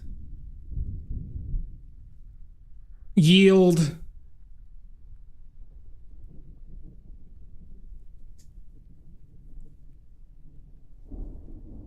So, Fugu, do you want me to let you know?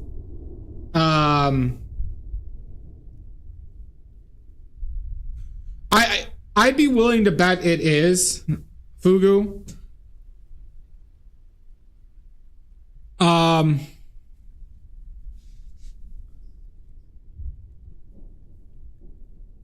Okay. So, Fugu, this is what I'll do. I will, if I get a good price on it, Fugu, I will let you know. And I could do it as a special. Because I have liked every pyrol I've used, and they yield decently. They yield better, like it's a better value than quinacridone. So if you're looking for an alizarin alternative, I can investigate. Well, that's good to know. I mean, that's the main thing I care about, right? Well, I care about light fastness and stability, and then I care about value, right? So quinacridone's light fast as fuck, very stable, bit pricey.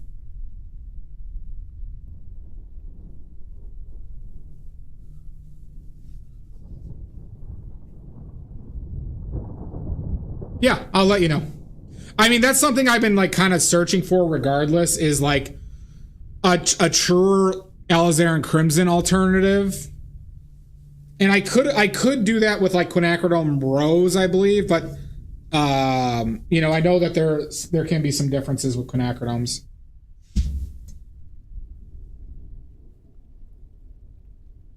I guess I'm saying is there seems to have been more variability in quinacridones than I've seen with pyrols, with behaviors.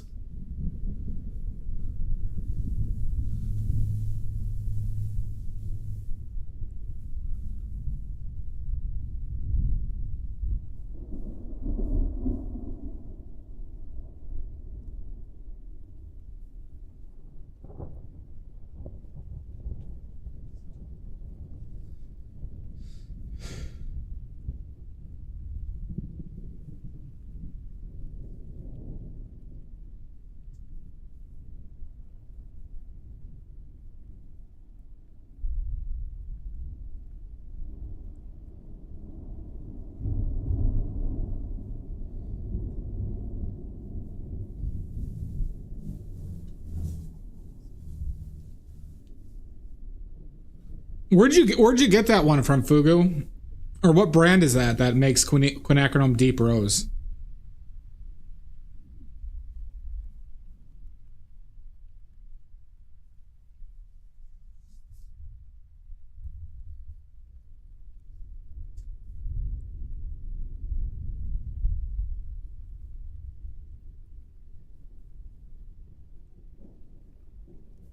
Have you used the Pyrol Orange or Lead White yet, Fugu? Gotcha.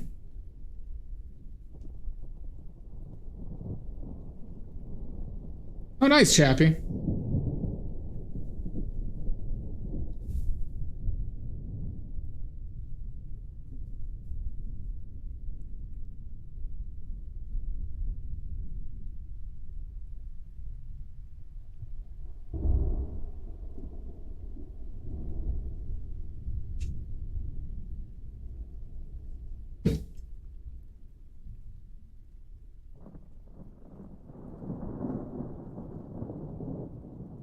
Nice. Yeah, that's the Fugu, that's like the exact scenario you get you get a Pyro Orange for, is those really intense flowers, saturated flowers that almost look fake, right? So like in scenarios, there's certain purples and oranges that come out in flowers, and pinks that almost seem like neon, right? That could be very hard to hit exact.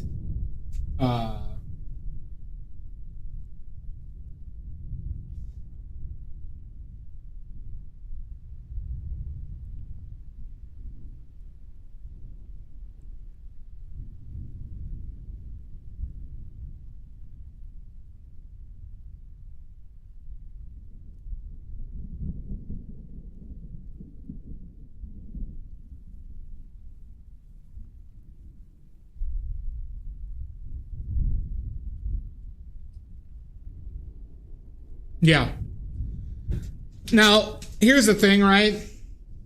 When you are in situations, Fugu, where you have like an intense purple, pink, or orange, and you know you can't hit it exactly, you have to key your paintings to those colors. You get what I'm saying? So it's like, you know, because what will look the best is if that saturation note of the orange is that and everything else is based around it, right? Versus you doing everything to what that is and then you can't hit the orange, it won't bring the same visual effect. So this is kind of a philosophy note here regarding the painting, right? If you're looking at it in real life, and especially in photos, if your main visual effect is the color saturation of a specific color, then you have to key that. That has to be your like main color focus, right? And then you have to adjust everything to keep that same contrast relationship to everything else. But obviously, having the super saturated colors available to you allows you to do that and get closer and open up your range in which you can do that well, right? So Pyrrole Orange is probably the strongest orange I'm aware of without getting into fluorescent pigments, but it also has the stability, light fastness of Pyrrole, of like very good pigments. So.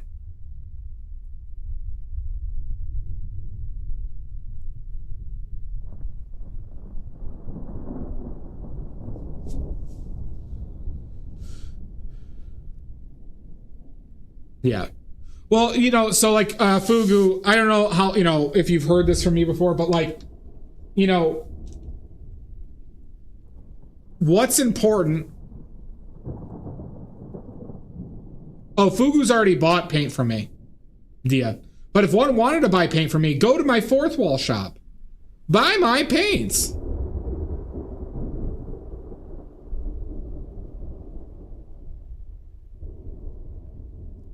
Thank you, Dio.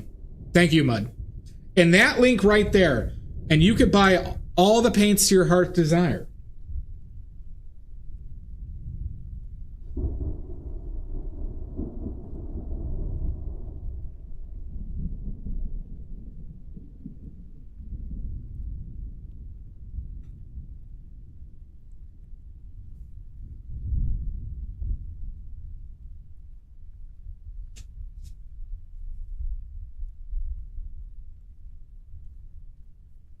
Well, thank you. Was it so, Fugu? Just as some feedback, have you used like high pigmented pigments before, or full pigmentation pigments or paints before? And did it freak you out relative to paints you've used before?